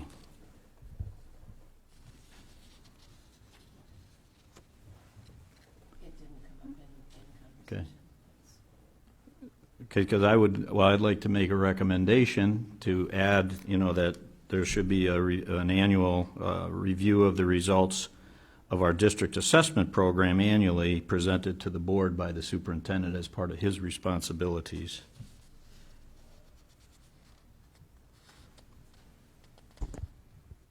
Do you want me to make a motion to do this, or do I have to make a motion, or just the recommendation at this point because of the second reading? So point of order. First, I'm sorry. This is a first reading. First, okay. Yep. I think we You can make the changes and could for make the second changes, reading? but we- Okay. So Or it might just be let me makes know what I sense. got to do to ask that. let's let a little more comment, and then we'll see exactly how we want to handle this. But Just a Director quick Hill? comment. I agree, but I want to make sure we're on the same page. It would be more, for me, this one here was like, not the results of the assessments, but that the assessment methodologies are in place and they themselves are working the way we want them. Does that make sense? Because we have a lot of stuff in place now that dictates by state statute and by programming, through the world's best workforce. And I didn't realize the integration stuff was dropped in the last legislature as far as reporting, I think, as far as our own assessments. But in World's Best Workforce and in teacher evaluation statute, we have a lot of stuff that's. So can I just maybe try to clarify what I think I'm hearing, Ron? Just so you're indicating that that there already is a lot of mandated state level reporting To the board. to the board. Do we need to add more? Which is, I think, what you're saying, No, Bob, is that we should have it even in our policy that it be done. No, that's Okay. not what I'm Okay, saying. all right. What I'm saying That's is. why, that's okay. Yeah, That no, no. asked the question. All I'm saying is that under this one here is that, this is not about the results of the assessments. It's about the fact that the superintendent is responsible for having a system in place to do assessments.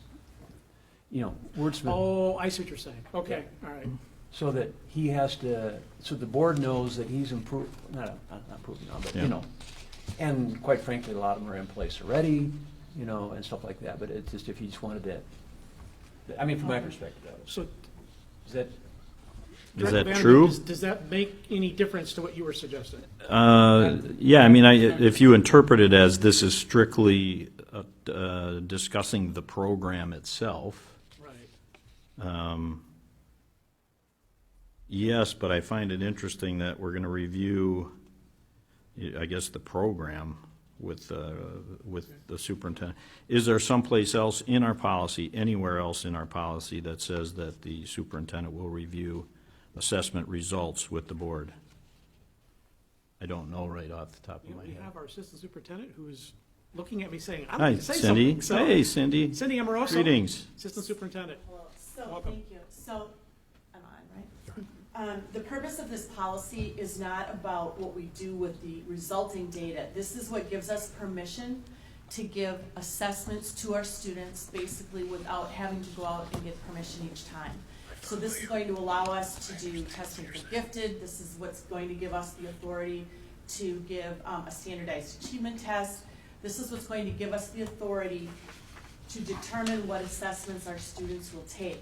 And the reason that you see those responsibilities has more to do with legalities. So for example, if we're giving a secure test like the ACT or the MCA, and a student does not abide by what we have here, does not keep that test secure, this gives us the authority to discipline based on that. It also gives us the authority, for example, if there would be a staff member that breached security, and there have been a number of staff members I'm aware of in the state who have actually had to be terminated because they breached test security during Okay. high-level testing.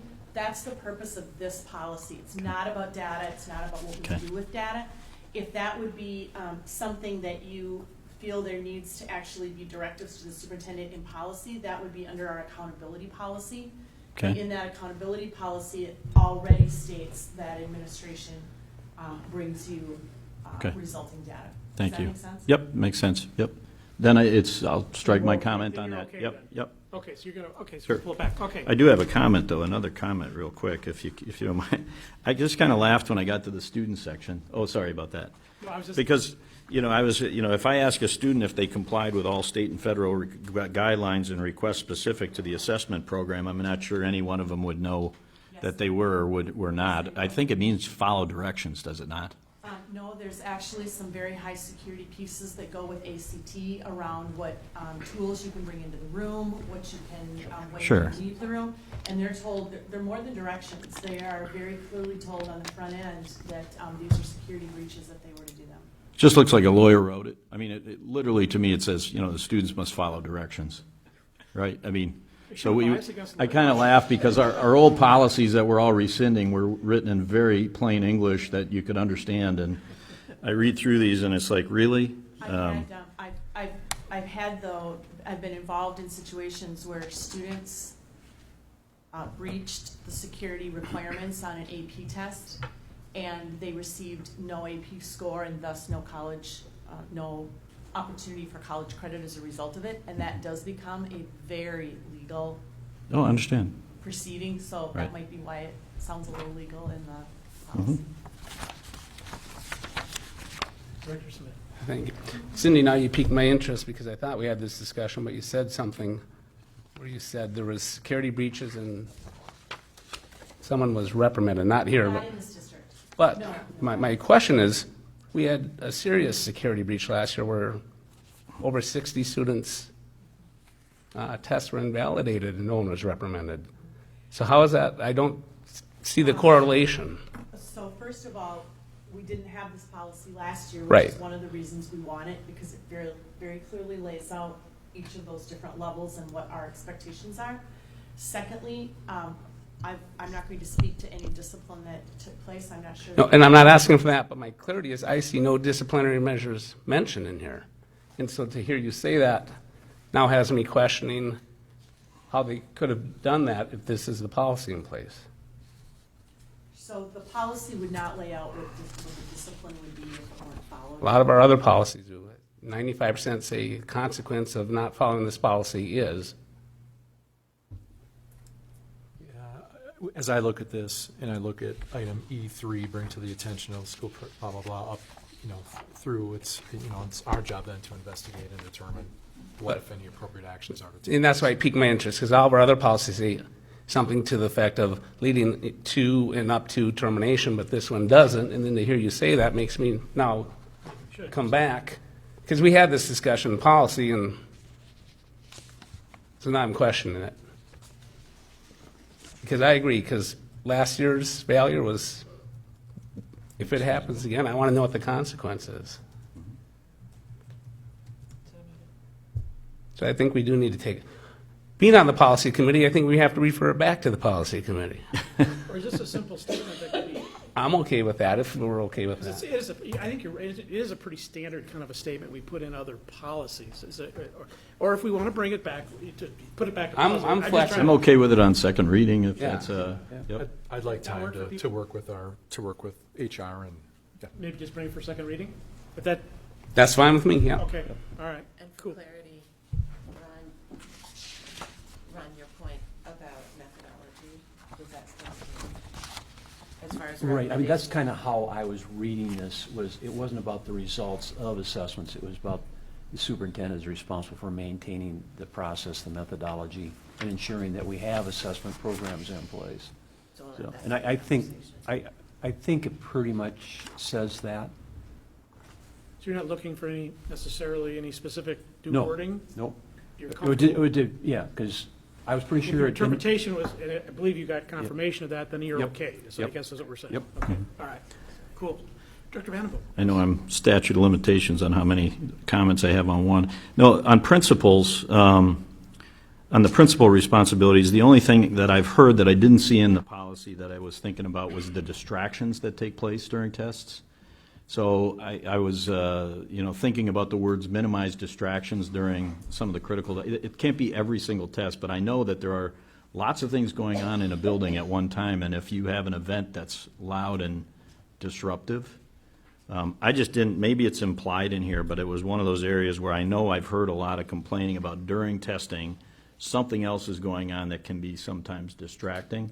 And so I was just thinking under the principal section if we might want to consider something about minimizing distractions. Cindy, you were, Yeah, now you're referring to what we call best practice in assessment. Yep. And you're right, there are a lot of conditions that need to be considered in those situations. I would hesitate to just put that one, because there are Okay. really about 10 things we really want people paying attention to. I would say that's more of a sort of management directive as we work with our testing proctors and principals and making sure that those environments are is that as the conducive as regulations, which we possible. don't want to have, regulations are below policy? It sounds almost like, right? I mean, it's, And Is- based yeah. on our facilities, based on the type of assessment, based on the, all of those things, we're able to do some things more than others depending on okay. what that assessment is. So those are things that we are paying attention to, and that we want to improve our best practice around assessment, because we know that that will generate better opportunity for our students to show their achievement. Is there a best reference document that we can simply reference?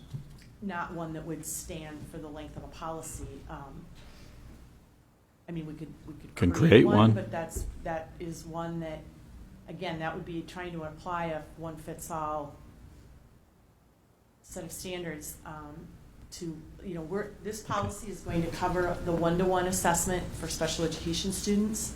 It's going to cover small group assessment perhaps for certain programming. It may cover our certified nursing assistant assessment for that certification. And so a one-size-fits-all set of regulations for assessment situations. You're just It can talking about always best be practice, though. workable. But you're just talking about best practices, so. Well, it's up to the policy committee, that's fine. I made my comment, thank you. Okay, all right. Any others? Go ahead, Tyler. Okay, policy 498, employee workday. The purpose of this policy is to establish expectations for employees during their workdays. Last revised in January of 2005, rescinds policy DJGA. Policy 299, student representative to the school board. The purpose of this policy is to provide for student input on the school board through the establishment of a student representative who shall be an ex officio member of the school board. It was last revised in April 2013. It rescinds policy ABC and policy ABC-R. Policy 419, tobacco and smoke-free environment. The purpose of this policy is to maintain learning and working environments that are tobacco and smoke-free, last revised in September 2014, and this is a mandatory policy. Questions, comments? If I may.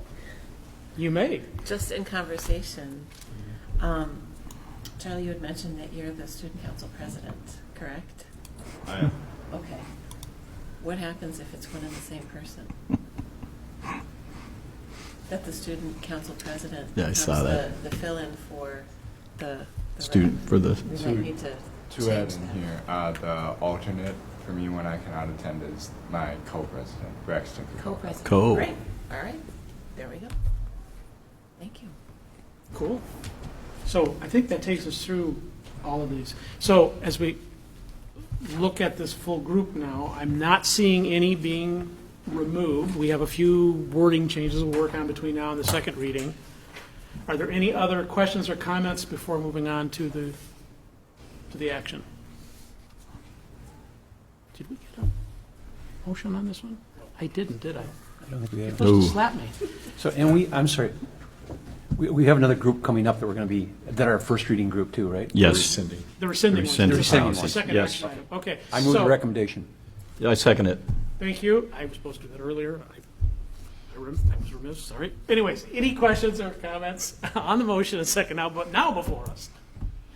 All in favor of approving on a first reading basis the policies that we've just had described for us, signify by saying aye. Aye. Opposed, nay. Motion carries. We'll move on to G, which then would be first reading basis rescinding policies. Thank you, Chair Lewitt. These are a group of policies, and I believe we first looked at these at our workshop in May, June, sometime where we had the kind of the leftovers, as I think they were referred to tonight. But nonetheless, there are some very important symbolic policies in here that I know you are interested in. So for your consideration to rescind the following policies, I will respectfully read them off and give you a little bit of rationale as to why we're seeking this, your approval.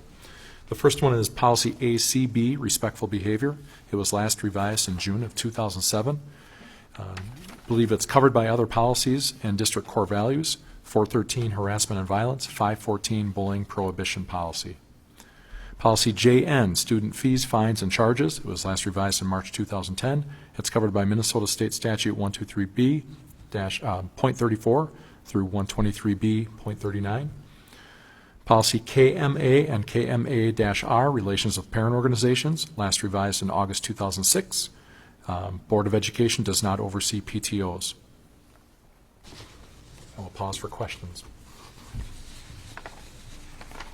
Question, I guess, that's the way we're doing it. I have to kind of wait to the end for the motion, guys, so So we're only going you- partway through. But Do you want to? I can continue through.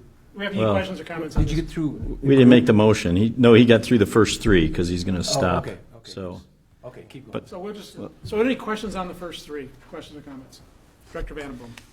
well, I understood the, on the PTOs in particular, and I recognize the need that, or the issue where we cannot mandate necessarily PTOs, but where I struggled with is taking this completely out of policy. I think you can modify language to say that each school is strongly encouraged but not required to have a PTO. And then it goes on to talk about for the purposes of maintaining a close working relationship between staff and parents, creating an atmosphere of partnership, promoting citizen involvement in the life of the school, enhancing the educational program, and encouraging two-way communication. Each PTO shall be open to all interested residents and school personnel. What I struggled with was the fact that pulling this out, I think that having this in policy and talking about the importance of parent-teacher organizations and their involvement in public education, I just think when you pull it out altogether, I think it's a mistake. I think that it's very important to have in policy that it's an important part of what we do, and it's something that we highly encourage for all schools. So I just don't, when you say rescind it and take it away, and then I look at our list of policies and there's nowhere in there that talks about parent-teacher organizations and the value that they provide to the district, I think that's a swing and a miss. So I don't support really rescinding this particular policy. I do support modifying the policy, but leaving it in place. Any other questions or comments, particularly about that one? Let's stay on that one for a minute, because that's a pretty strong statement you made, and I just want to make sure where we're at with that. Yeah, Director Hill. I agree with Director Vandenboom on this one. For basically the same reasons. I know our principals will do a great job in terms of developing rapport, et cetera, with, our parents and everything. And if I had the same requirement under principal evaluations that I have under teacher evaluations about student engagement, it would contain parent engagement. I just, listen to Hidden Valley, knows what's going on over at Sky Oaks and in Solar Schools, particularly at Harriet Bishop. I just can't see this one as being worthy of being rescinded. What's more worthy is going back 7 years and doing a case management study. What the heck happened? Because the PTOs, the elementary PTOs, used to raise $500,000 a year 7 years ago across the district. And that's not the only thing they do. Don't get me wrong. I'm just, Right. But I mean, there are so many activities that fall under the umbrella of the PTO, from all, where are those activities going to fall to? Where are they going to move to? The PTO is a natural place for those. I'll take Harriet Bishop, from book fairs under the PTO umbrella to school fairs under the PTO umbrella, readathon. All that stuff was handled and coordinated through the PTO. Not to say it can't be done someplace else, not saying that, but without being offered an alternative, for those activities, I just can't support eliminate them at this point in time without something to. Can I ask just a couple questions about this? Because I understand where you guys are coming from, and but I'm going to go back to what you said earlier, and one of our other policies is, so what's the ramification if you don't meet this policy? There isn't any. It isn't enforceable. Our lawyer has told us that it's not enforceable. I'm not saying that we're throwing out the baby with the bathwater by eliminating this policy, but I'm just wondering, what we're really wanting is strategic. It isn't our strategic. I mean, we want partnerships. Do we have to have a policy for everything that's in our strategy, so to speak, as a district? I mean, it's like, I'm just, Yeah. you don't have to have, so I'll address that. help me out. That's where I'm received. that's where I'm Okay, struggling. yeah, no. I want. This is a policy that there's nothing no, this is legal. This stands behind Minnesota rule. It's state statute, Minnesota rule, and school board policy. This policy says that we will have a PTO at every, I don't know if it says every school or elementary school or whatever. That is a rule. There's nothing legal to rule on there at all. It's been an expectation, and I don't really want to delve into it as to how well some principals have done with this and others have not done so well. So we are going to put the teeth of enforcement into this then? If we were to Shame keep on it- the school board and shame on past administrations for not enforcing the policy. That was the policy. That was my expectation when we had PTOs. All right. So you do see it as enforceable and that we should be mandating PTOs? That's what I heard you say. Well, it's, I don't see it. It says it. No, but you want it to stay. Yes, I So want you're to saying say. that's what you want to have? Yeah. Okay, okay. Director Courier? I would recommend we send this back to the policy committee with a couple of additional points. My doctoral advisor was very active in Parent Teacher Association, PTA. There are a variety of parent teacher organizing kinds of things. I think parent teacher organizing needs to be discussed more at the policy level and vetted through administration, and that we come up with something. I like the idea of having a policy that encourages parent organizations, but I think about the PEP groups or the parent groups at the high school that make lots of money for their sports.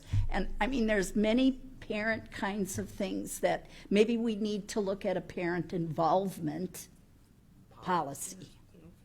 Anyway, that would be my recommendation. I've been looking this way. Do you guys have any comments? I was kind of. Well, being the two members on the policy committee, Oh, okay. this would be the third time coming back. And so this policy, we've been out of compliance. So who should, based on the policy as it reads today, so I'll ask you three since you want to send it back, who should be held accountable for not following this policy? We hire the superintendent.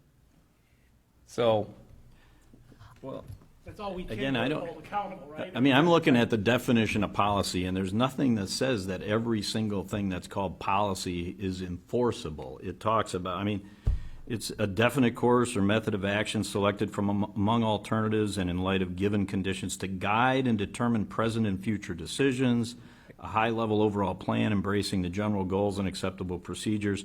I think we can very easily be in compliance with a minor change understood, in the but, right, in the but as copy. it stands today, it's not. It says. Correct. It says each school mandatory. shall. Shall means must. Correct. I could name 4 schools that don't have. And so I recommended modifying that language. Okay. I would say take it, I was willing to strip just this one out of the rescinded ones. I wanted to strip just the one out. We need You know, to because- have an amendment to the Yeah, and that's why I was gonna Well, we need to offer, have a we don't have a motion first, motion so- yet. so But we'll- it's like, we have schools with PTOs. What message are you sending to them? With very powerful and very big fundraising arms. This isn't to take away PTOs. I understand that. Understand. I understand that. And I want to go back to policy. What, the statement you just read, sorry, Director Vanderboom, Yep. irrelevant. Policy has the force of statute. Sure. Correct. It has to be enforced. Sure. It Well, has to be enforcing. It has to be what consequential. you write has to be enforced, but if you tell them that they're optional, you can enforce it. They're optional. I mean, Yeah. I don't disagree with you. Yeah. So I mean, I just think, yeah, I don't want to beat this one here. I just think we need to go back. Can I make a crazy recommendation? This kind of sounds like a policy for the board as a whole. It's gone back to committee a couple times. How about we put it on an agenda coming up next week with the board retreat? And we'll just take a few minutes, we'll talk about this, and let's kind of come together as a I agree, group. yeah. So when we do make a motion, We'll have more information. exclude this one from the motion. Well, Okay. just help me remember that. We'll go. Okay. If I could seek just a little more direction, it would certainly help myself and my team. So as I think about family engagement, parent involvement, however you want to phrase it, I mean, there are a litany of ways that we do this, and we do it well. In fact, some of it has been highlighted nationally, the Fire Academy that our group is doing. So I think that's a great example. I ask the board whether or not we want to broaden anything that we would come up with, that it's far more inclusive of all the various efforts. I think PTO has a very, parent-teacher organization is a very defined term in terms of what it's been. So I'm asking you if So Dr. Goddard, that's why I think it needs to be a board of the whole kind of a discussion, and I don't think we need to do it tonight. I don't think we're gonna get there tonight, is what I'm sensing. I think we get enough out of wherever we do it, at retreat. Or something like that, but I think, let's talk about that very issue. That's where I'm kind of coming from, is like, okay, there's a number of different ideas here that how we might approach this, and I think they're all valid. We need to talk as a board to do that. So, okay, anything else on the ones that have been read so far? Yes, Director Courier. Yes. Well, I love that respectful policy. Here's a little historical background for those who may be watching on TV. The rather comprehensive strategic planning in the 1990s produced this policy. It then gained traction by having resources from the strategic planning budget at that time put towards its implementation. A teacher was put on special assignment, provided the leadership of the curriculum development, staff training, etc. for this policy. It went into effect. I used it extensively as an administrator. If a parent, student, or staff member became angry and agitated during a conference or meeting, I would remind them that the district had a respect policy and we could close the meeting and reschedule it at another time. I especially appreciated the examples of respectful versus disrespectful behavior articulated within the policy, and I'm going to read an example. It helps principals decide if it's respectful behavior or not. Defacing or destroying the property of others, that's disrespectful behavior. I understand the desire to sunset this policy. I do. That is, there are laws and other policies which cover the same general themes. Ultimately, I will support that. But before we continue to become a culturally proficient school system, I would like to believe that this respect policy provided a framework and a history to facilitate this evolution. I might suggest an amendment, but I don't know if we want to take all of these back for a full board for one more final discussion at a workshop or next meeting. At the parade, fire muster parade, there were 4 of us there. And as we were driving back to Diamond Head, we began commenting about every time we handed out a pencil, there were thank yous from the children, from the parents, from the community. I don't think that happens accidentally.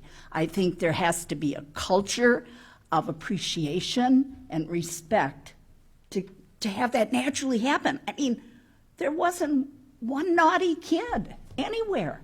It was impressive. And so we chatted about that on the way back. So I just needed to say that. This has been one of my favorite policies through time. I understand why our lawyers don't like it, but I just needed to share that history for those of you that don't know how that policy came about. That's it. Okay. Any others on the ones that have been read so far? Let's finish out then. Okay, policy KM, relations with community organizations, last revised in 2006, covered by the strategic roadmap. Policy KA and KA-R, school community relations and media inquiries, last revised in August 2006, covered by the strategic roadmap.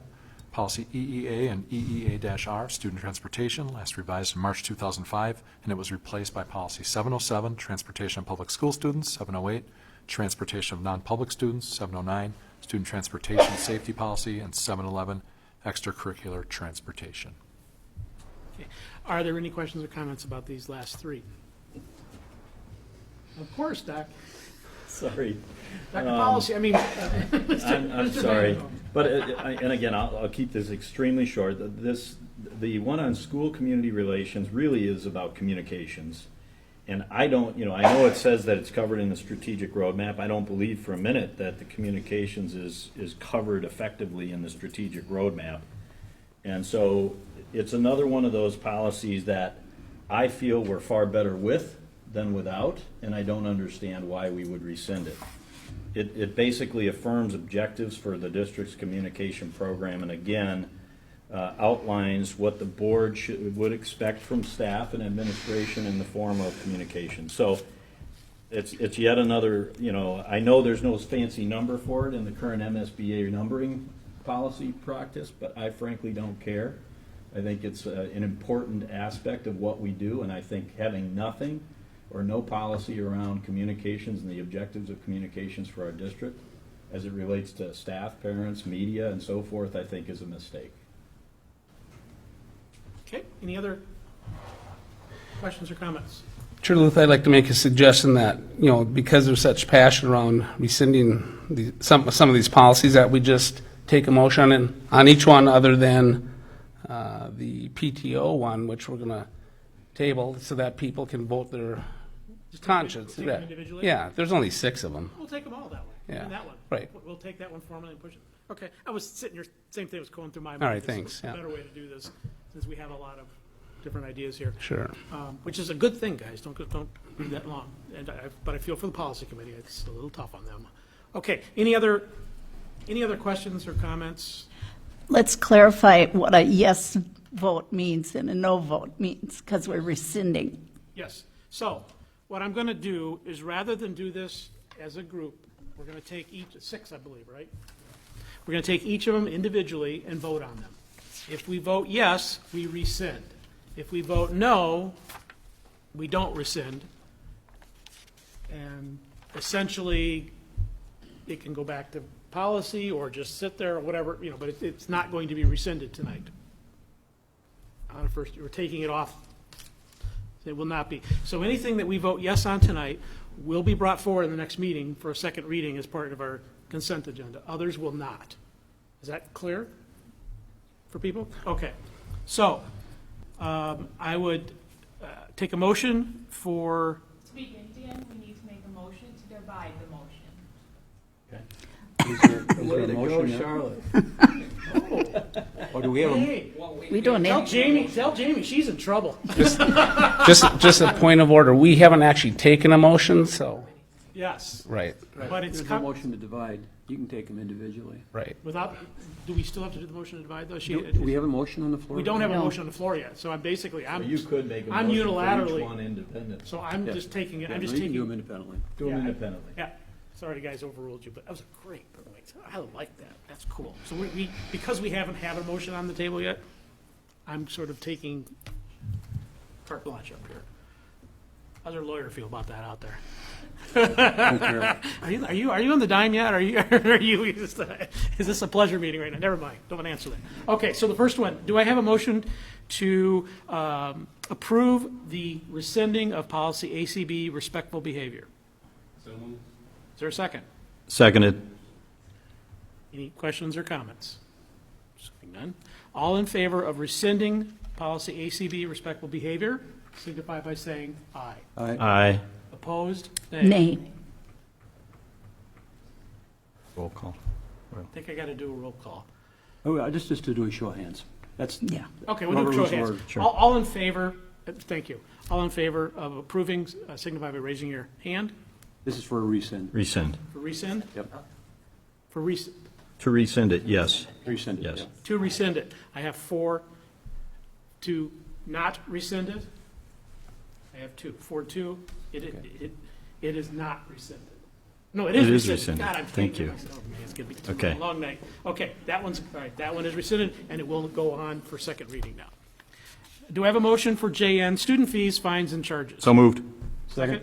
Any comments or questions? All in favor of rescinding JN student fees, fines, and charges, raise your right hand. It's unanimous. Do a voice. I don't think you can raise your. Oh, I say aye, and All right, aye. aye. Aye. Opposed, nay?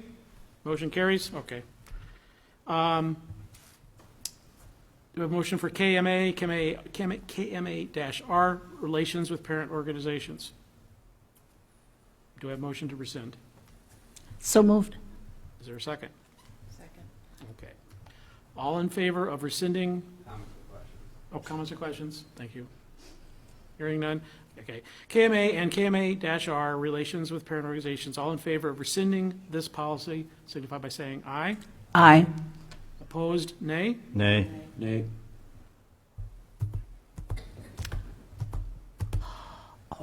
Did you It's- vote the wrong way, Dee Dee? It's, No, I voted, I say wanted to do rescind, yeah. it's a tie, 3-3. It does not. fails. Does not. It It fails. It does not get rescinded. Okay. Got that, Charlotte? Okay. Do I have a motion for KM, relations with community organizations? So moved. Second. Any questions or comments? Hearing none. All in favor of rescinding KM, relations with community organizations, signify by saying aye. Aye. Opposed, nay? Nay. It is rescinded. Do I have a motion for KA and KA-R, school community relations, media inquiries? So moved. Second? Any questions or comments? Hearing none, all in favor of KA, KA-R, school community relations, media inquiries being rescinded, signify by saying aye. Aye. Opposed, nay? Nay. Motion carries. Motion for EEA and EEA-R, student transportation. Do I have a motion? So moved. Second? Okay, any questions or comments? Hearing none, all in favor of rescinding EEA and EEA-R, student transportation, signify by saying aye. Aye. Opposed, nay? It is rescinded. You catch all that, Charlotte? All right. Thank you, and thank you for your patience, folks.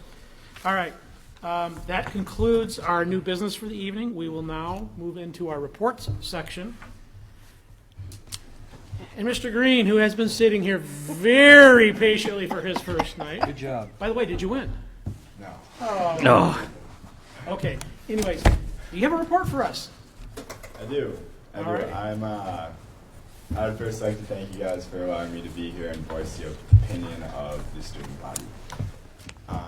Saying so, I would also like to comment that at Burnsville High School, with all of the new additions, the additions of the 9th grader and to the school, there is a new buzz in the air. We have, I had the privilege of going to Burnsville as a 10th and 11th grader and seeing the interactions between grades before the freshmen were there and before the new additions. And I now have the privilege of being at the head of things when these changes have occurred. And I would like to say proudly that there has been a shift in culture, that we have become a more immersed student body and school district through the use of technology, and we have a stronger sense of community. So just the bringing together of students has been noticeably different, and there's a better gel between the grades. I would also like to note that there has been a significant increase in participation. I assume across the board, but most noticeably in the student section at sports games. The first home football game was a good example. What is usually the student section is the far left bleacher when looking at it, is usually about 3/4 full for the first Blaze home football game. And for this game, it overflowed behind the band section. So just adding the 9th graders would not have sufficed to do that. There is a higher level of participation. And also noticeably at the soccer games, talking to the coach and the players, it's the most fans they've had there in years for boys soccer. Okay. So It's fabulous. it is. So, like Mr. Gothard said earlier, there are new traditions coming. One of the more noticeable ones is the movement of the student section at football games, because we have expanded so much with participation and the movement of new grades. Although it has been in that corner for 20 years, we are planning on shifting it over to a wider section so we can accommodate for our students and allow for better participation and unification of the students, and just allowing everyone to be happier. Another thing that I've noticed while in school is that I walk home and I don't have none of my folders have more than 5 pieces of paper in them. Everything we do is online now. I took a test on Schoology the other day. Many of the notes and the PowerPoints are on Schoology for us to take notes at our own will. The assignments are submitted online much easier because there's access to all students. And another point of interest for me was the helpfulness that I've noticed between seniors and freshmen. Although sophomores and freshmen, for both of them, is their first time at Burnsville High School, which brings forth its own challenges. The upperclassmen, I believe, have done a good job of guiding them and allowing them to be allowed into the community of Burnsville High School. And as we go further down this road and into this process, I believe that's something that's going to be vital for our community life. One thing I would like to discuss is the upcoming homecoming week. This is going to be an important time for both the student body and the teachers to come together in school spirit and bleed black and gold, basically. The upcoming Monday assembly is what I understand to be, correct me if I'm wrong, the first time that 9th, 10th, 11th, and 12th graders will be in one room together. And I think that's just a wonderful thing because it shows the growth that the school district has gone through and the growth that we will continue to have as people and just as a school.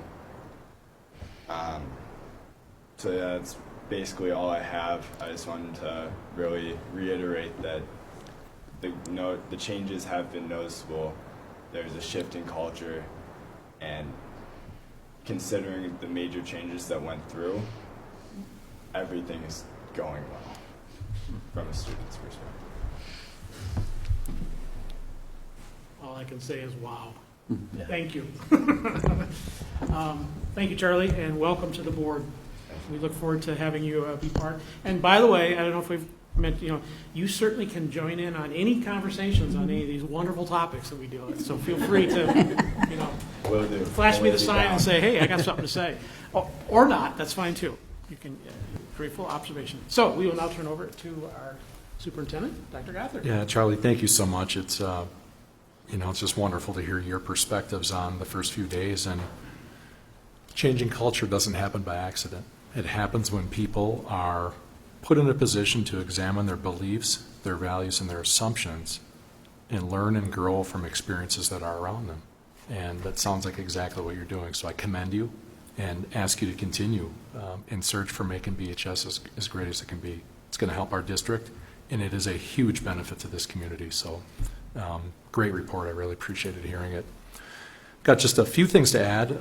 We had ribbon cutting ceremonies and trying to really highlight all of our school buildings that were touched by Vision 191 projects. Sky Oaks is hosting a community open house on Thursday, October 6th that will begin with a ribbon cutting and brief program at 6 p.m. Then families and community members will have a chance to tour the building, which is looking great after renovation work over the summer. Please join us in the celebration at Sky Oaks and take a new look at the school. I think you'll be very impressed. And again, that's open to everyone in our community. School supply donations. Just today I received another box of backpacks that were stuffed with school supplies. So this is just such a great time of year to see our businesses and civic organizations, local churches, and individuals reach out and donate notebooks, earbuds, markers, pencils, backpacks, and more. These donations show students that their community supports their learning. We're very grateful for all donations. If you or your organization would like to donate, please call our main district number at 952-707-2000. I'm proud to announce that Burnsville High School seniors Blake Andert and Trong Trong are among 279 students in Minnesota that have been named semifinalists for the 2017 National Merit Scholarship Program. The students who were selected based on scores on their PSAT qualifying test will compete for some 7,500 scholarships worth about $33 million to be awarded this spring. The nationwide pool of semifinalists represents less than 1% of U.S. high school seniors and includes the highest scoring entrants in each state. Congratulations, both Blake and Trang. Great job. Finally, our health staff recognition. 2 members of our health services staff are finalists for the 2016 Minnesota March of Dimes Nurse of the Year recognition. Dawn Wilson, our Director of Health Services, and Pam Walsher, school nurse at Burnsville High School, are among 5 finalists in the community health nursing category. Congratulations, both Dawn and Pam, on this well-deserved recognition. That concludes my report. Thank you, Dr. Gothard. Board members, any board member reports? Director Kerr. Well, I talked about the Fire Muster Parade, but we sold tickets at the Fire Muster Saturday evening. Sunday evening of that weekend, I went to the Blazette brunch. It was at Poor Richard's Common House, and it was busy through the whole time. There's great food, lots of people, and thanks to the athletes and their parents for all the work. And shockingly, I learned there that I won a door prize from Burnsville Strong. They had sold tickets at the Fire Muster, and I won something, so that's unusual. All right, thank you. Any others? Short and sweet. The first day of school this year was, incredible for me, as a alumni from way too long ago when students still had a smoking lounge. To see the... Things have changed, haven't they? They have. To see the transformation of the high school, was actually quite emotional. It was, quite a sight to see, as a board member. But as a parent, I had a very special moment. My youngest child is a freshman. She's in the inaugural 9th grade class. Charlie, look out for her. And my oldest son is in his first job ever out of college as a high school Spanish teacher at Burnsville. And so I kind of cornered them, probably embarrassed them, and got a picture with them.